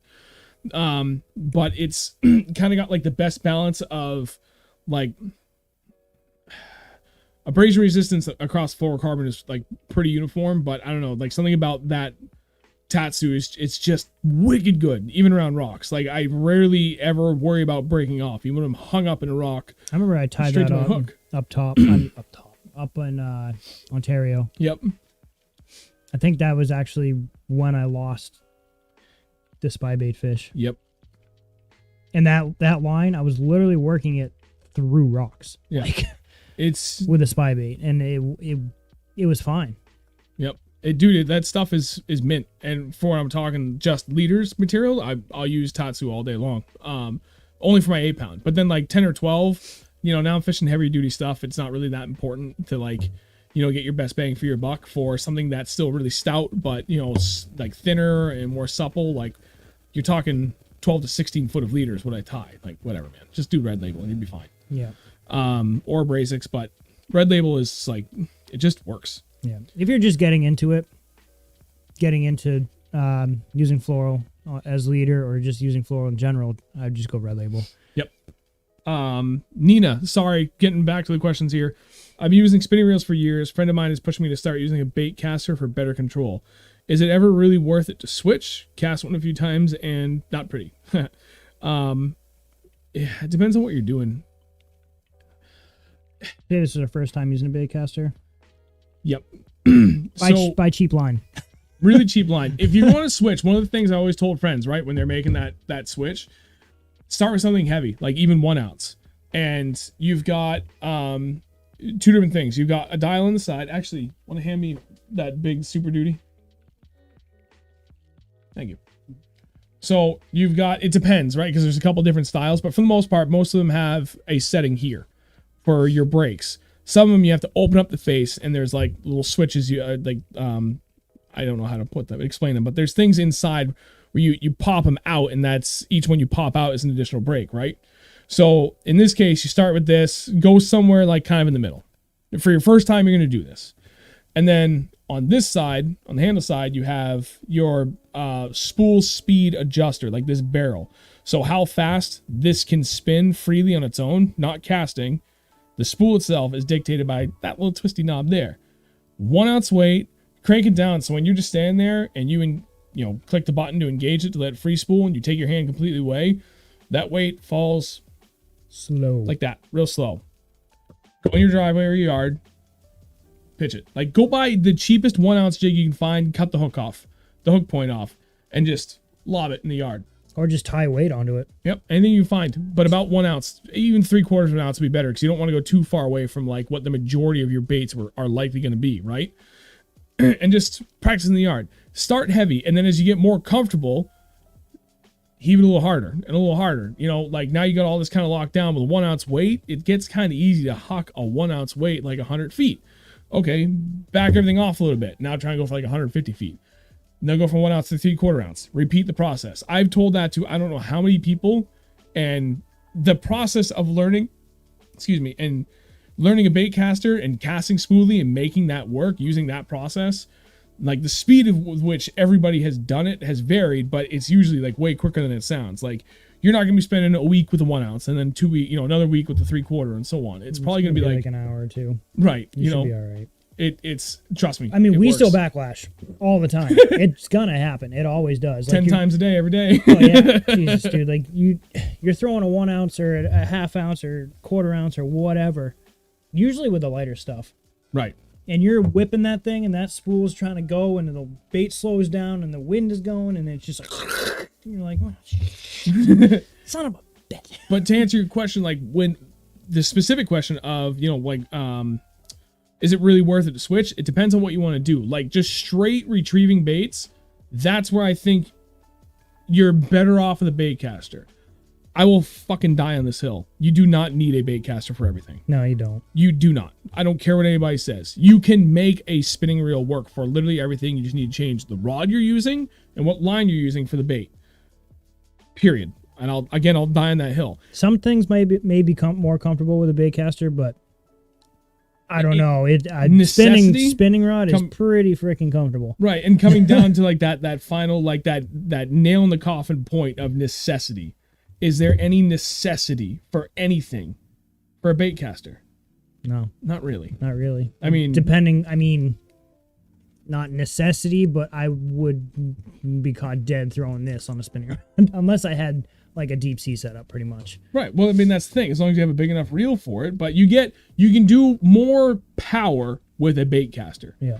So like, and then when you get it really dialed in, you can absolutely get more casting distance with it too. So there's pros and cons to both, but don't ever let anybody, and I'm not saying that they are, I'm just kind of speaking in general because I've seen this over the years. Don't let anybody ever let anybody talk anybody into like, you have to use one of these.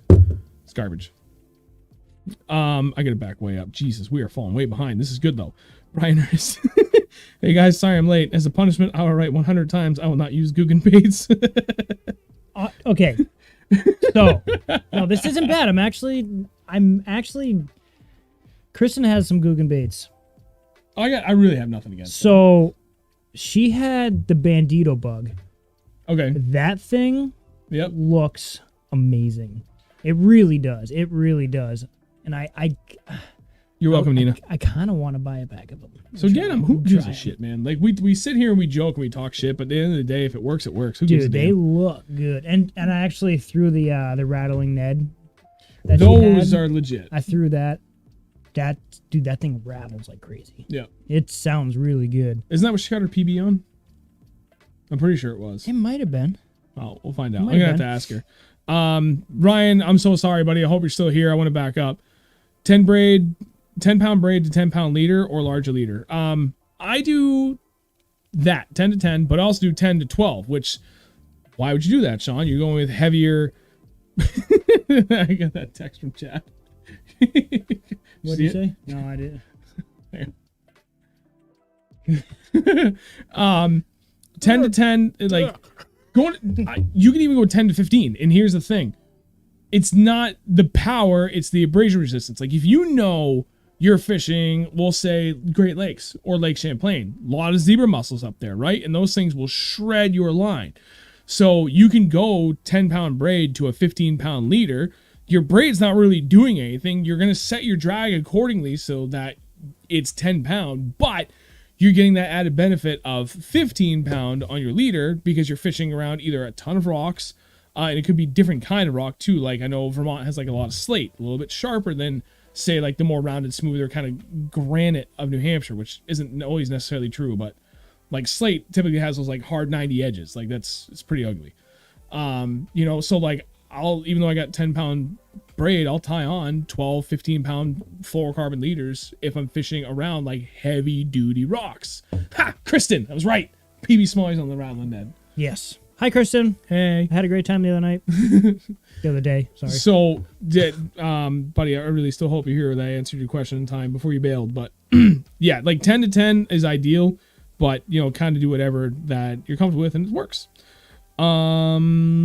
Dave said, yeah, I do 7 pound gamma touch on my drop shot as a leader for the same reason. Yeah. And I've heard the really good things about that line too. Timothy Riley, hope you're still here, buddy.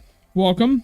Talon, get a plug or a barrel weight to practice casting. Yes, you can get those on Amazon, by the way. You can get all sorts of those things like everywhere. And if they only sell like say 2 half ounces, just tie 2 on. And just smash them up. Nina was tried with a weight in the backyard. That was a fail attempt. Sucks because I'm so confident in my spitting setups. Didn't just rock what you're confident with. That's the biggest thing. What else do we have here? John, that's right. John did say, I told you the Bandito bug was good. You did. Dan, a slight... Looks really good. Dan said, a slight turn of the wrist while casting also helps a lot. So real straight, but follow through slight turn of the wrist so the line comes off the spool slightly sideways. No, I get that. Yeah, you're right. It's hard to describe, but I get it. I understand. It's kind of like, instead of straight spooling it, it's almost dragging it off the side of it. Yep. I get it. Kind of a bit more controlled in the release. Instead of straight spooling out, it's coming off to the side, but the end of it makes sense. Yeah. Ryan is just here. Good. Sorry. Yes, it did. Thank you. I'll definitely give it a try and wonder how many bites I've missed. Yeah, dude, it's game changing when you go, when you're fishing deep. Like that's the biggest thing. Like when I was fishing 20 feet or shallower, I'm sure I was still probably missing bites, and I'm still sure to this day, like I still fish straight 15 pound fluorocarbon on my jig setup because that's what I'm comfortable with. Anybody that's watched my videos knows I have a very I saw that move. Give me that. Oh, the mouse is working again. All right. I just had a feeling. I was like, huh. Remember that time last week, 2 weeks ago? I was like, I have a feeling. Yeah. I cast out behind the boat and I caught a fish. Yeah. That's fucked up. Like, sorry. So I fished still straight 15-pound fluorocarbon on my jig setup, and I've got people that are like, you should really be doing braid to, leader, but it's just one less thing I have to worry about. And I may be missing a fish here or two, but I also have an $800 jig rod that's like ridiculously sensitive, and that comps for the lack of not using braid. But if I'm dragging jigs like super deep, I have a 6'9" medium heavy fast spinning rod that I throw braid to fluorocarbon leader on that if I'm fishing like finesse style. But then I also have another 7.2 medium heavy and a 7.2 heavy casting rod that I have braid that I can tie a leader on. So if I feel like dragging a football jig, like a skirted one that I would typically do shallow or largemouth, if I want to do that out deep 35 feet, then I have another setup I can go to. So Do we have any out? what? I'm just talking. Rob, hey guys, what do you like to fish for largemouth bass in ultra clear lake water when they have lockjaw? Carolina rig. Yeah, and spider jig and Ned rig. Top water. Jerk bait. What's the other thing I was thinking Cranking. of? Say? Spider. Did I say spider jig? Spider jig for sure. Drop shot. I mean, I've done Sometimes. okay with it, but I don't know. Like I've got this weird thing about fishing shallow water with a drop shot for largemouth. I don't understand why. I shouldn't, but I do. Something I gotta work through. Caught that. Yeah, I know. You caught a 5.5 and a 4.5 on the drop shot in 3 feet of water. Shut up. It works. I know it does. I don't trust my luck. Do you remember what happened at the St. Lawrence? I don't do it often either because it's only like 8-pound line and there's a lot of obstacles to get around. Dude, I don't like it. That's just my luck. I mean, I lost a giant, at least 5-pound smallmouth. Oh yeah, it did not. It was bigger. It had to have been bigger than that. I think it was 6. When we were at the St. Lawrence last year, same day he lost his, that was probably close to 6. Just this giant black blimp, man, in 3 feet of water. And I had my drag a little bit too low because I was fishing like straight 8-pound. Oh, that one. Yeah, Oh yeah, that was big. It just Literally the same spot I Stand a lost chance. mine. Yep. I think we're 50 feet away and about 2 hours apart too. We saw a giant fish there every day for 3 straight days. It was insane. I don't think it was the same. It couldn't have been the same fish. No, it's just they're on the same area. There's too many fish there for them to do the same thing. What else you got for questions? I got a new setup for finesse. I want to hear it. Talon, what you get? I also have a new one. Oh my god. I got to show it. What did you? Oh yeah. Oh yeah.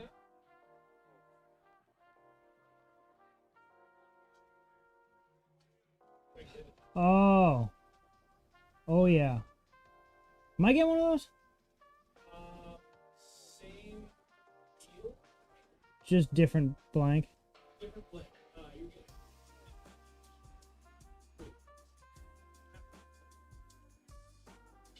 He's having trouble pulling his rod out. Here he is. I'm trying to do this without breaking it. Leave the door open so I can swing this. That bait off there. That is the one, too. Woo! Not allowed to see this. Too late there. You could clearly see it in the video. Just rewind it. Well, all the power to you. Figure it out. All right.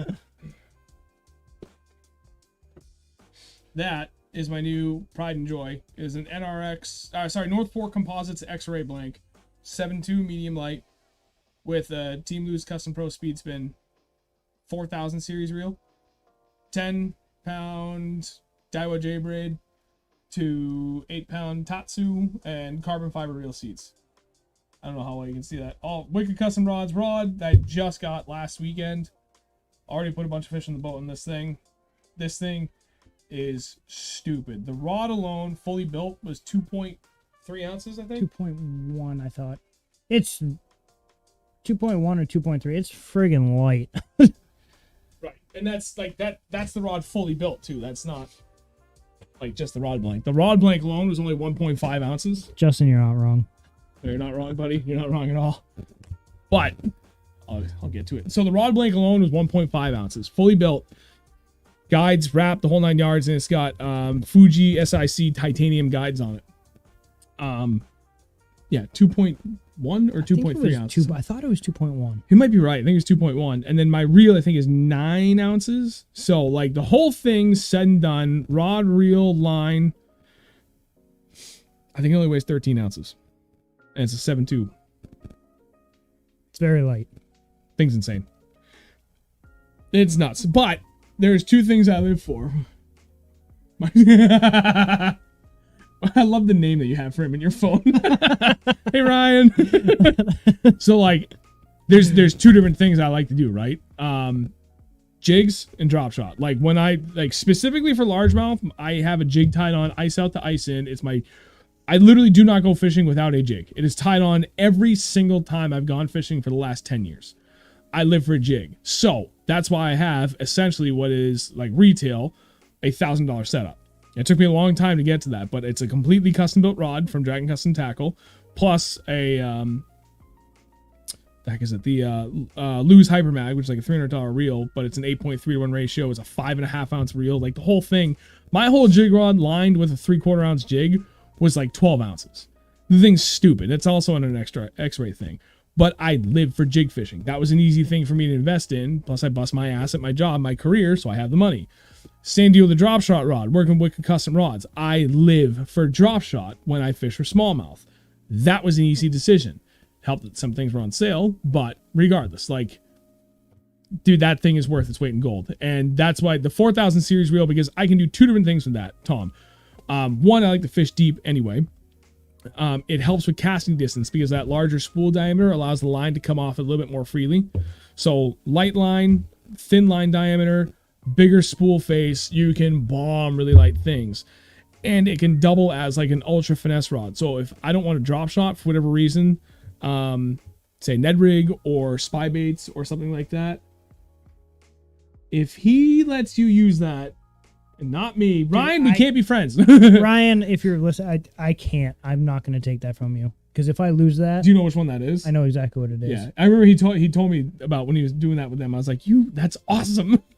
Dude. Anyway, so, I mean, I would have gotten 3 if they had it, but at the same time, I really wanted 4 because then the other thing is, like, if I'm going, like an Okashira, so a 1/16 ounce screw head or spin head jig, whatever it is, with a little like 2.8 inch swim bait, I want to bomb that thing. And this rod can do that. I can throw that teeny tiny little thing close to 150 feet.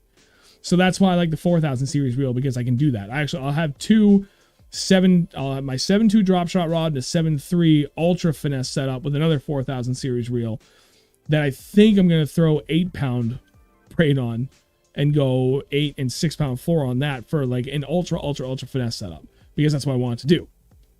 But we'll get to that. I'm still waiting for that rod from Wicked Custom. Dude, Hypermag is so good. Hypermag? Yeah, my jig reel. Although that other reel we got that we both have now is a very close second. What was that? I have it's right here. It's the There's a box Team Lose Custom Speed Spool SLP or something like that. Yeah, Custom Pro Speed Spool SLP. I don't know. Box isn't going to show you anything.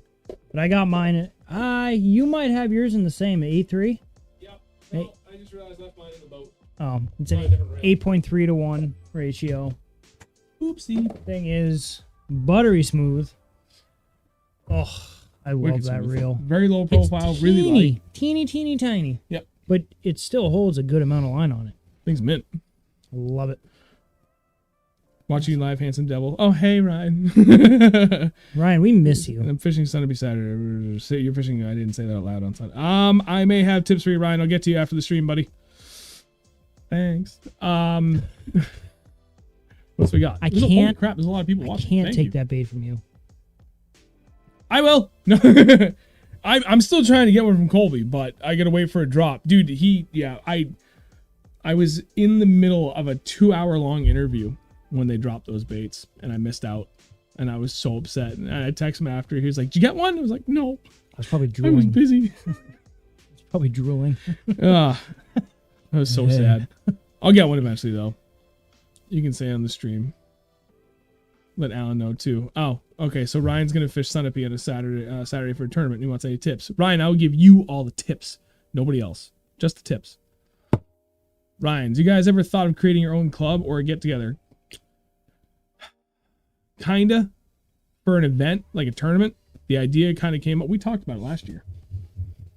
I forget what the hell we were talking about, but we were talking about one event somewhere in New Hampshire that, just like, because getting a permit for a tournament isn't too bad. What becomes really difficult is getting a tournament on a lake that has enough parking, because New Hampshire, it for the most part, you're only allowed to take up 1/2 of the available parking spots for your tournament. There's lots of clubs I'm pretty sure breaks that rule, but it is what it is. I don't want to be that guy. I mean, more people show up than expected, and it's going to happen. Right. So, in general, I'm pretty sure, Justin, you might be able to answer this better than I can. I think when you pull a permit, you're supposed to tell them like the max number of boats you expect to attend, or that you're intending to have attend, and like you're not allowed to exceed that. But I could be wrong, because like I know with Bass Nation on some of these tournaments, they pull permits, like 50 or sometimes 75 boats. They never have 75. Like Neba is another one that pulls up 75 boats a ton of the times, but they never even come close to filling that out. So there's kind of, things like that, but I would love to do like a get together or, like a kind of a tournament thing. But it'd be cool to do it somewhere, like it'd be easy for everybody to hang out afterwards too, if I was going to do it. But creating my own club, oh God, no. It's way too much work. Yeah, no. We can't even keep up with fishing in one club ourselves.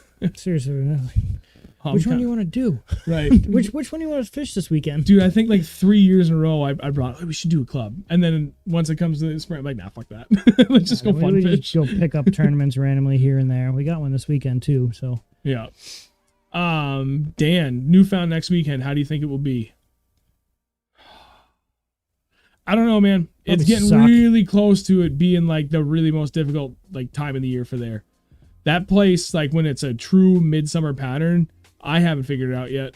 But that's also my biggest weakness at this point is when smallmouth are roaming and they're suspended. I have the hardest time trying to catch them. So if that's your jam and they're doing that, then you're gonna have a great time. Hard to say. I have an idea for that. Which one? Oh, for like a bait? I've got a couple ideas. And actually, you know what I was thinking about for a tournament that we could have thrown if we had more time and we're geared in on smallies? I have a couple of smelt pattern spy baits we could have bombed out there. I guarantee you if we caught that, if we bomb those out and let them hit bottom and slow roll those things back, I guarantee you we would have caught a fish. I was feeling it. Would have happened. I don't care that they were down. All the bait was up a little bit. Yeah. No, so if we got that bait kind of close to those bait balls, we probably would have caught one. Yeah, Justin clarified. There are 2 size limitations of the permits. There you go.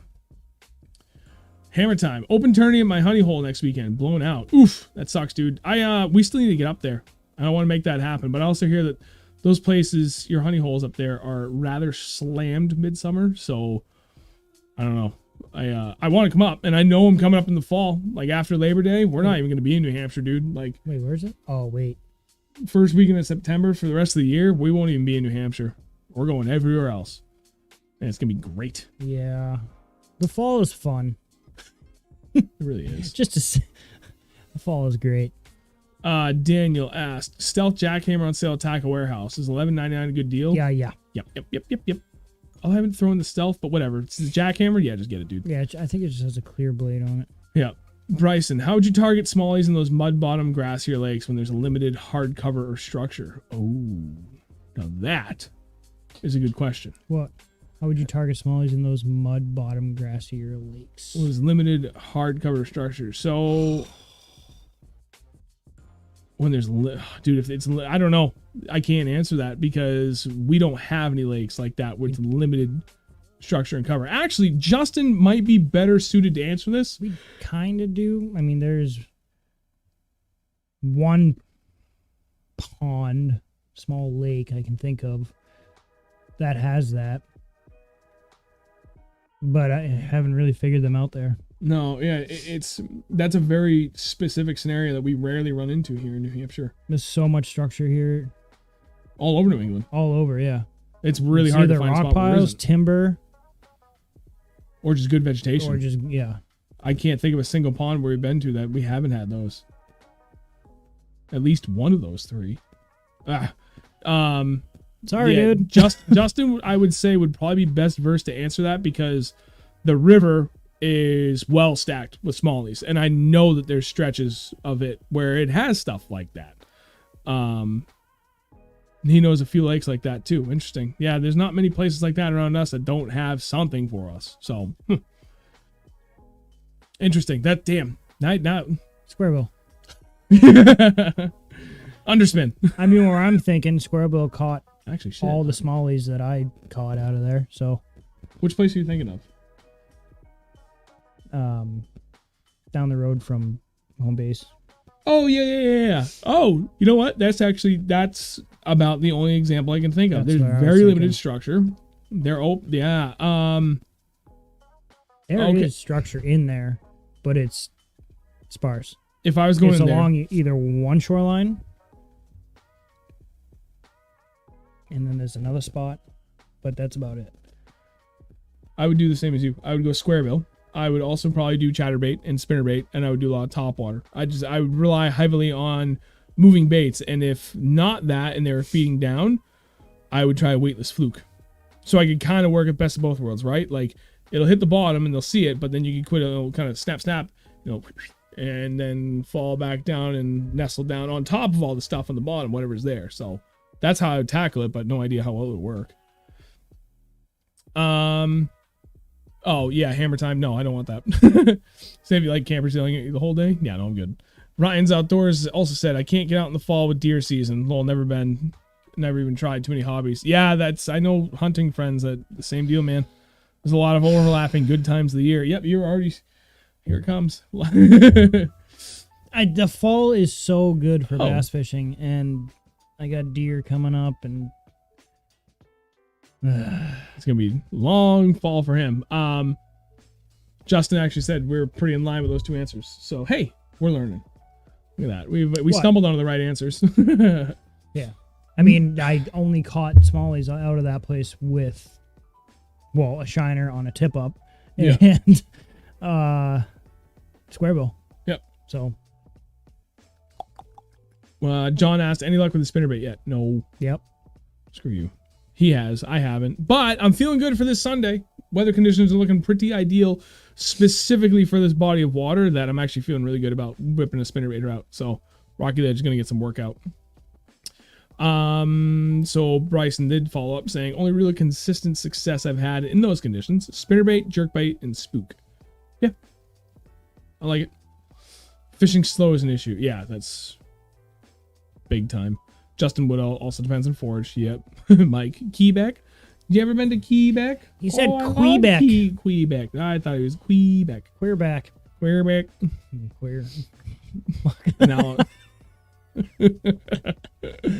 Now, Justin said Champlain spinnerbait bite was fire a few weeks ago. Yeah. Dude, when I was up there back in May, I mean, I struggled a little bit outside of the gut, but when I was in the gut, I was cracking on a chatterbait. It was awesome. So much fun. You missed out. Yeah, well. What's you get for breaking your wrist, dum dum? It's all right. We're going back. Good.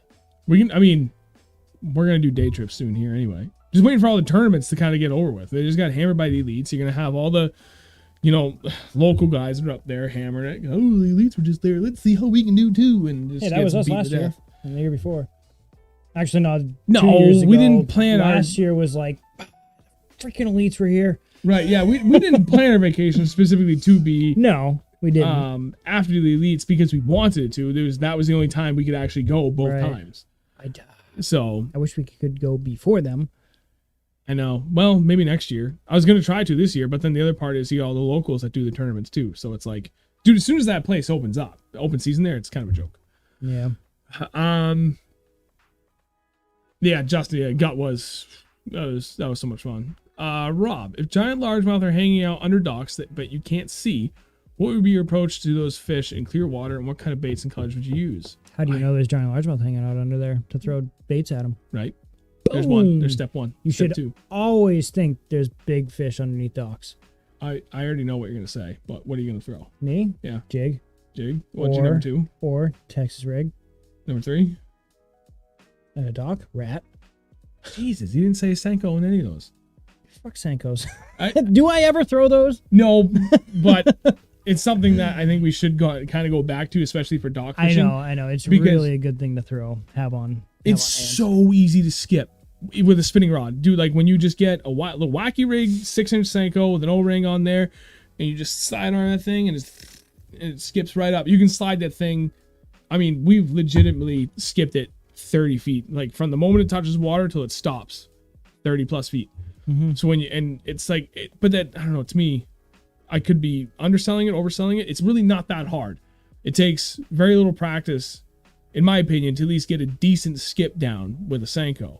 So it's really ideal for docks like that, right? If you know if they're tucked way back up in there, position your boat however you need to, get right up and just skip it right up underneath there all the way to the back. Or jig. I'm getting better at skipping jigs though. I got way better at it because I've actually sat and practiced skipping a jig, like not even at anything, just in open water, just sitting there, just then you get that one good one. It's like those like things, solid stream of skips. It's like, oh yeah, that looks good. Bryson said there's a few rock piles, but they just get fished all day long, and it's a lot more eyes loaded up on them than smallies. I've got way more smallies in the grass. Yeah, there you go. I mean, the other thing you could do is if you've got some grass and you know the smallies are in there, pitch a little light duty beaver in there, man. You know, like small flipping hook, lightweight, and work it in there. And it doesn't even necessarily have to be that small. If they're in there, they're still going to eat it. Candlewood Lake is a great example of that.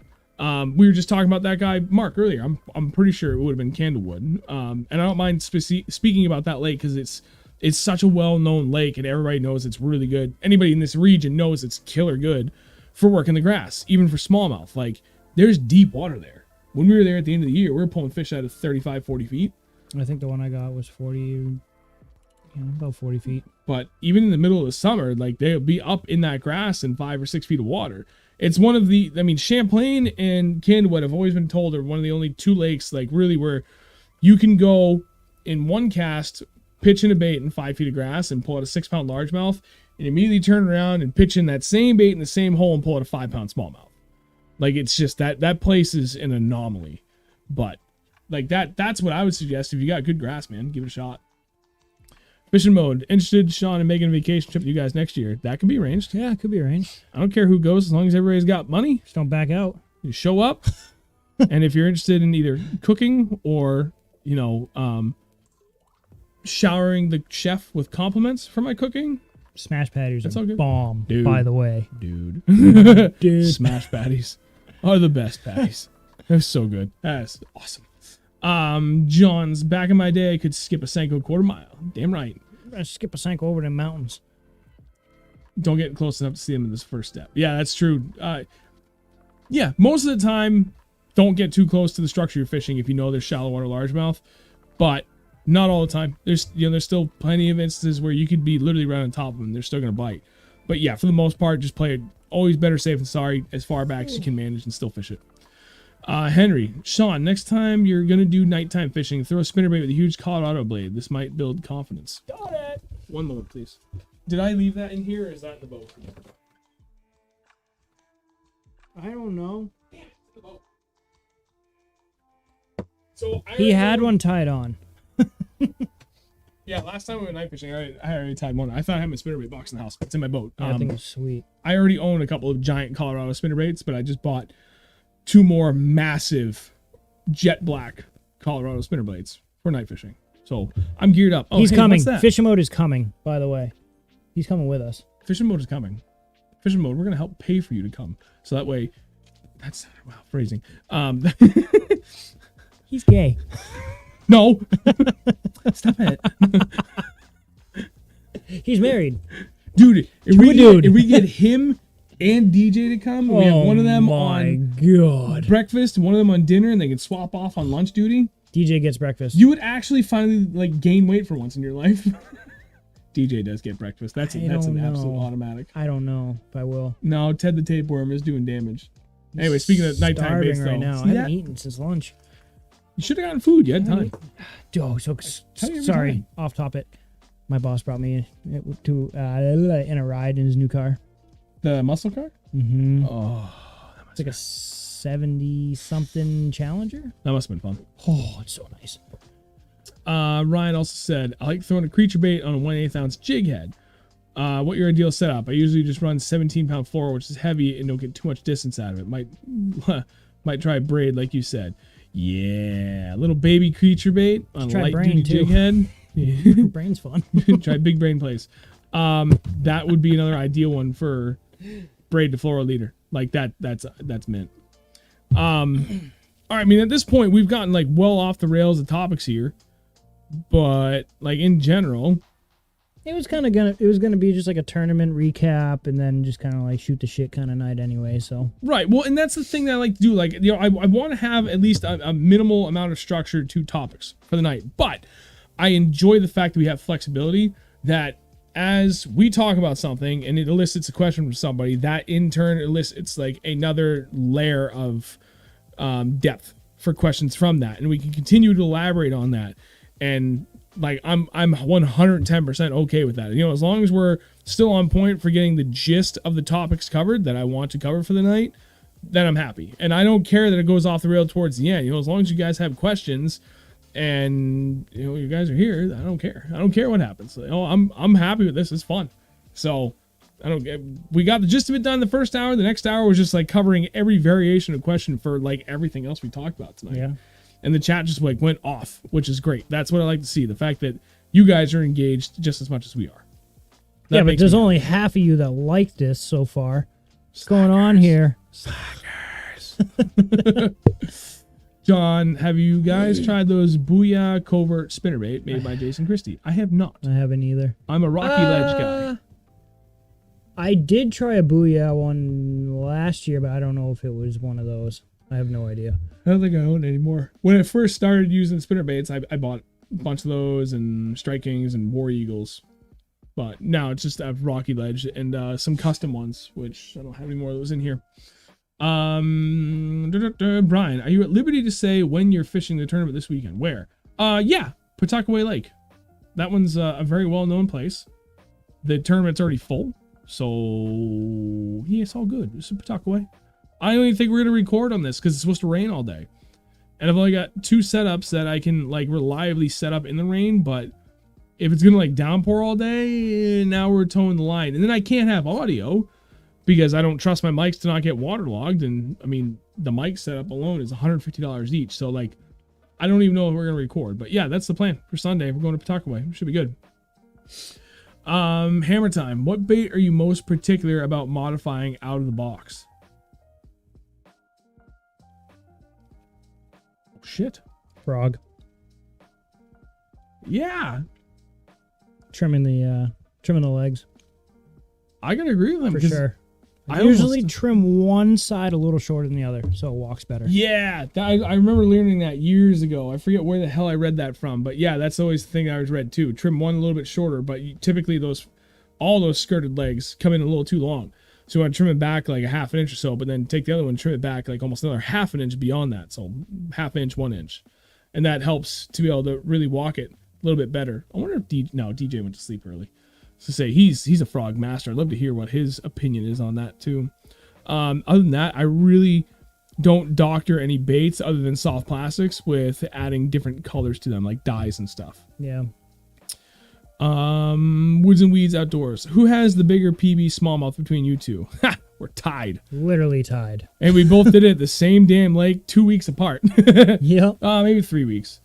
I think it was 2. I had my PB first, though, technically. Yeah, I know he did. 100%. Like 11, 12 years ago now.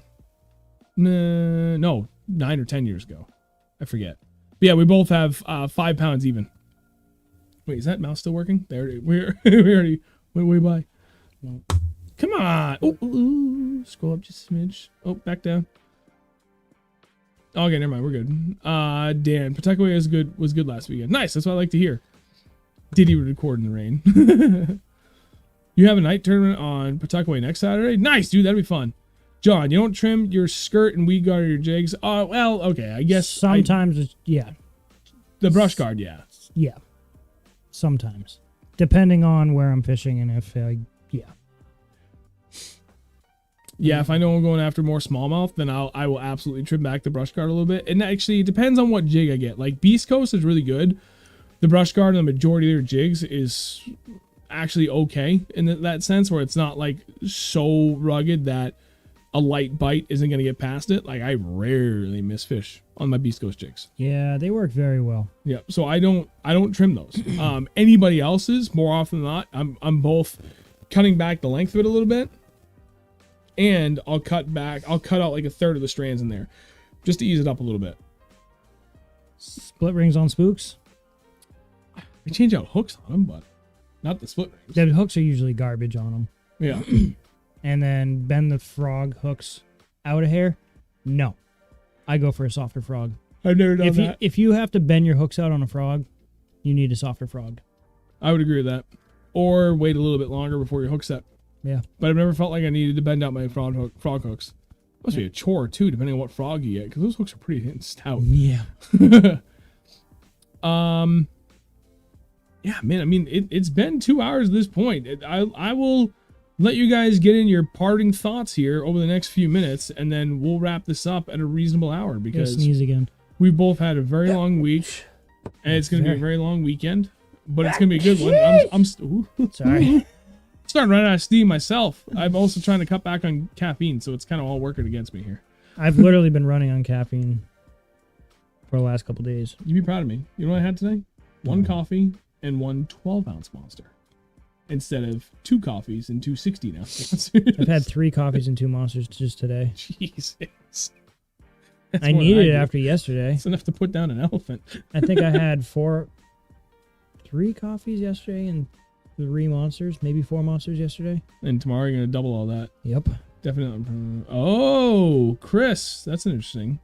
Huh. I don't know. He's probably not watching. He's probably out night fishing. Ryan, awesome, man. Appreciate it. Thank you very much for tuning in the whole time and bringing a lot of questions, too. Have a good night, sir. Appreciate it. Yeah, anybody else? Last minute things here? Otherwise, for people that are still here, before you go, please wait. Hit the like button. Just in general, like when I post this stuff to social media too, like during the week, I usually, by the time I get home and I got a chance to kind of like set everything up and just do a quick little video on my phone, like, hey, it's tonight, this is the topic. Like, even just sharing things like that is huge. And the stream has been growing at a pretty steady rate last few weeks. Like, we're on an upswing. We missed a week. We tanked a little bit, but we've been back on the upswing again. And a lot of that's because people are sharing these things again. So like that's huge. Like, seriously, do not underestimate how powerful just leaving a like on the stream is for the algorithm, for helping us grow. And I want this to grow, and it's great. So we'll keep it going, and it will be awesome. Oh, John's got one last question. What line are you using for topwater if you're not using braid? Floral. Which I disagree with, but he makes it work, so I can't disagree with it. I mean, floral sinks. I should use mono. If you're gonna do co-poly. Mono, I would do co-poly before mono.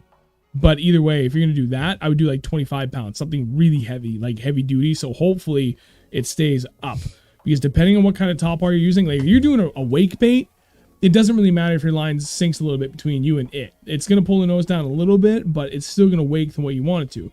If you're doing something like a spook, like a walk the dog bait, do not use anything that sinks, because it's going to pull the nose down and you're not going to be able to walk. You're not going to get that walk. No. So keep that in mind. Oh, nice. John, have a good night, buddy, and safe travels to your wedding and mass. Yeah, man. Other than that, everybody that's still here, thank you very much. Send my condolences to the groom. Fantastic. Single. That's why I fish so much. I remember when I was before kids and fished 3 to 4 days a week. I'm gonna go slap. It's not bad. I'm kidding. You say you're gonna slap the kids? You ruined it. No. What brand of co-poly? Yozuri, if memory serves correct, is a pretty good find anywhere co-poly stuff. I don't know what else. I don't really use that much of it. Stay away from P-line by all means.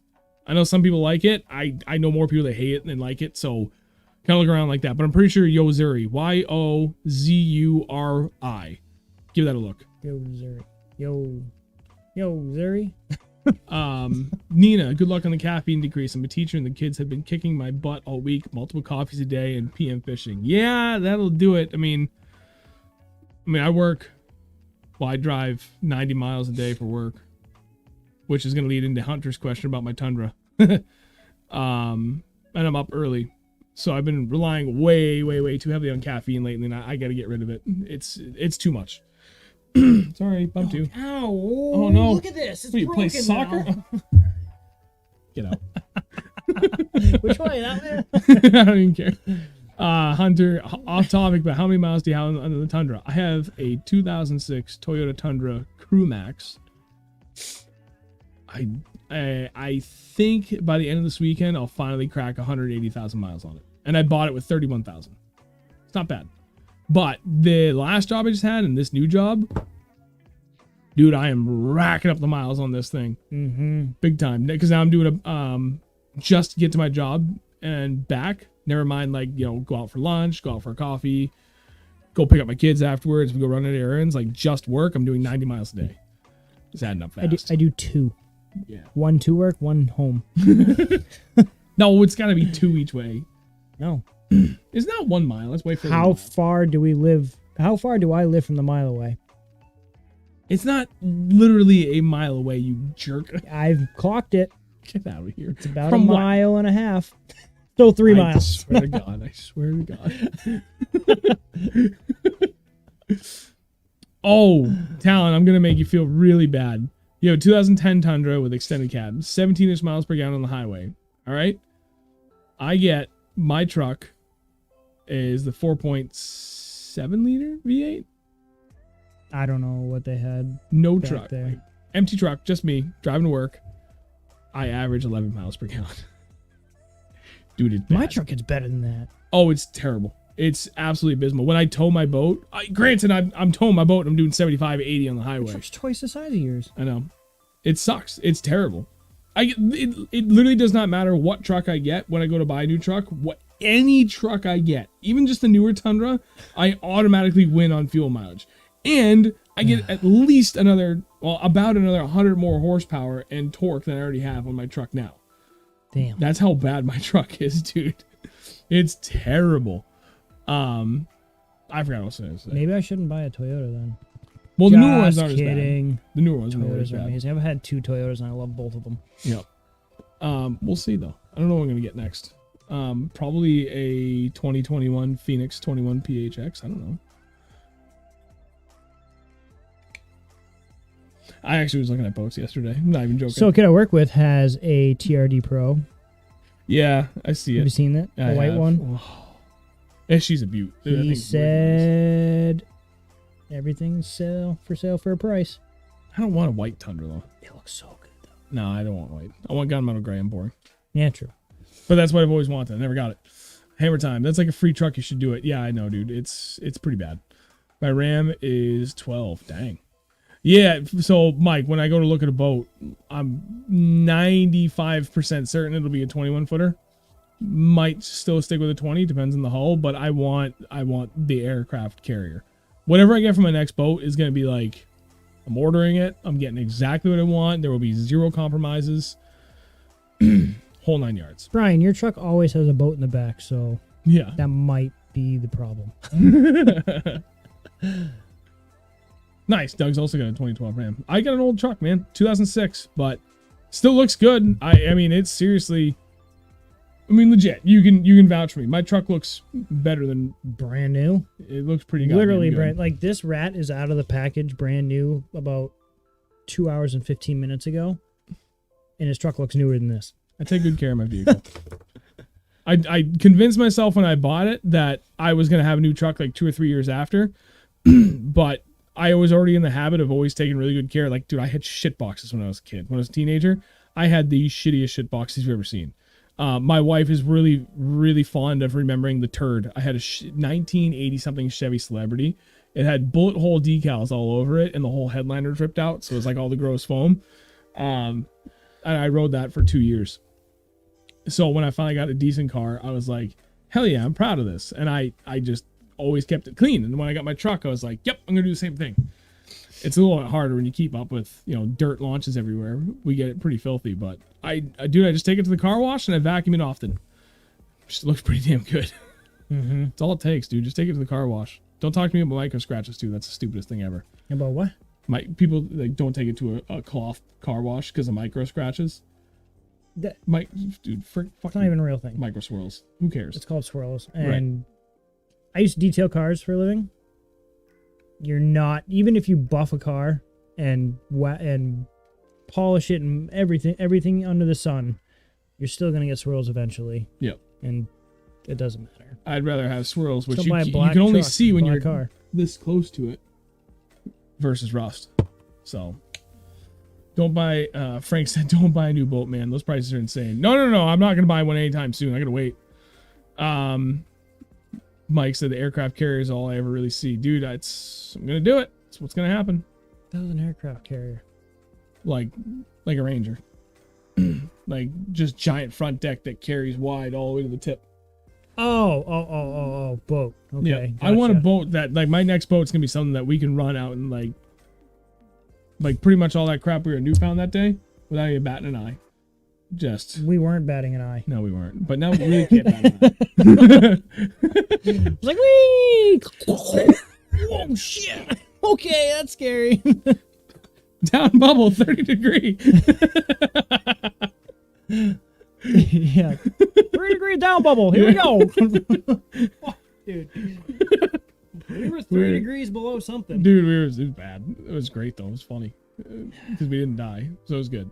Brendan, I got a 15 tonner. Bought her in 2019 with 17,000. Now only have 45,000 on it. Wow, damn. Yeah, Mike, exactly. 21-foot, 96-inch beam type stuff. I want the biggest boat I can get so I can go out in literally any conditions.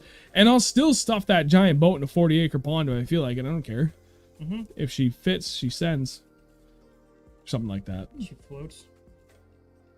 She boats. Yeah.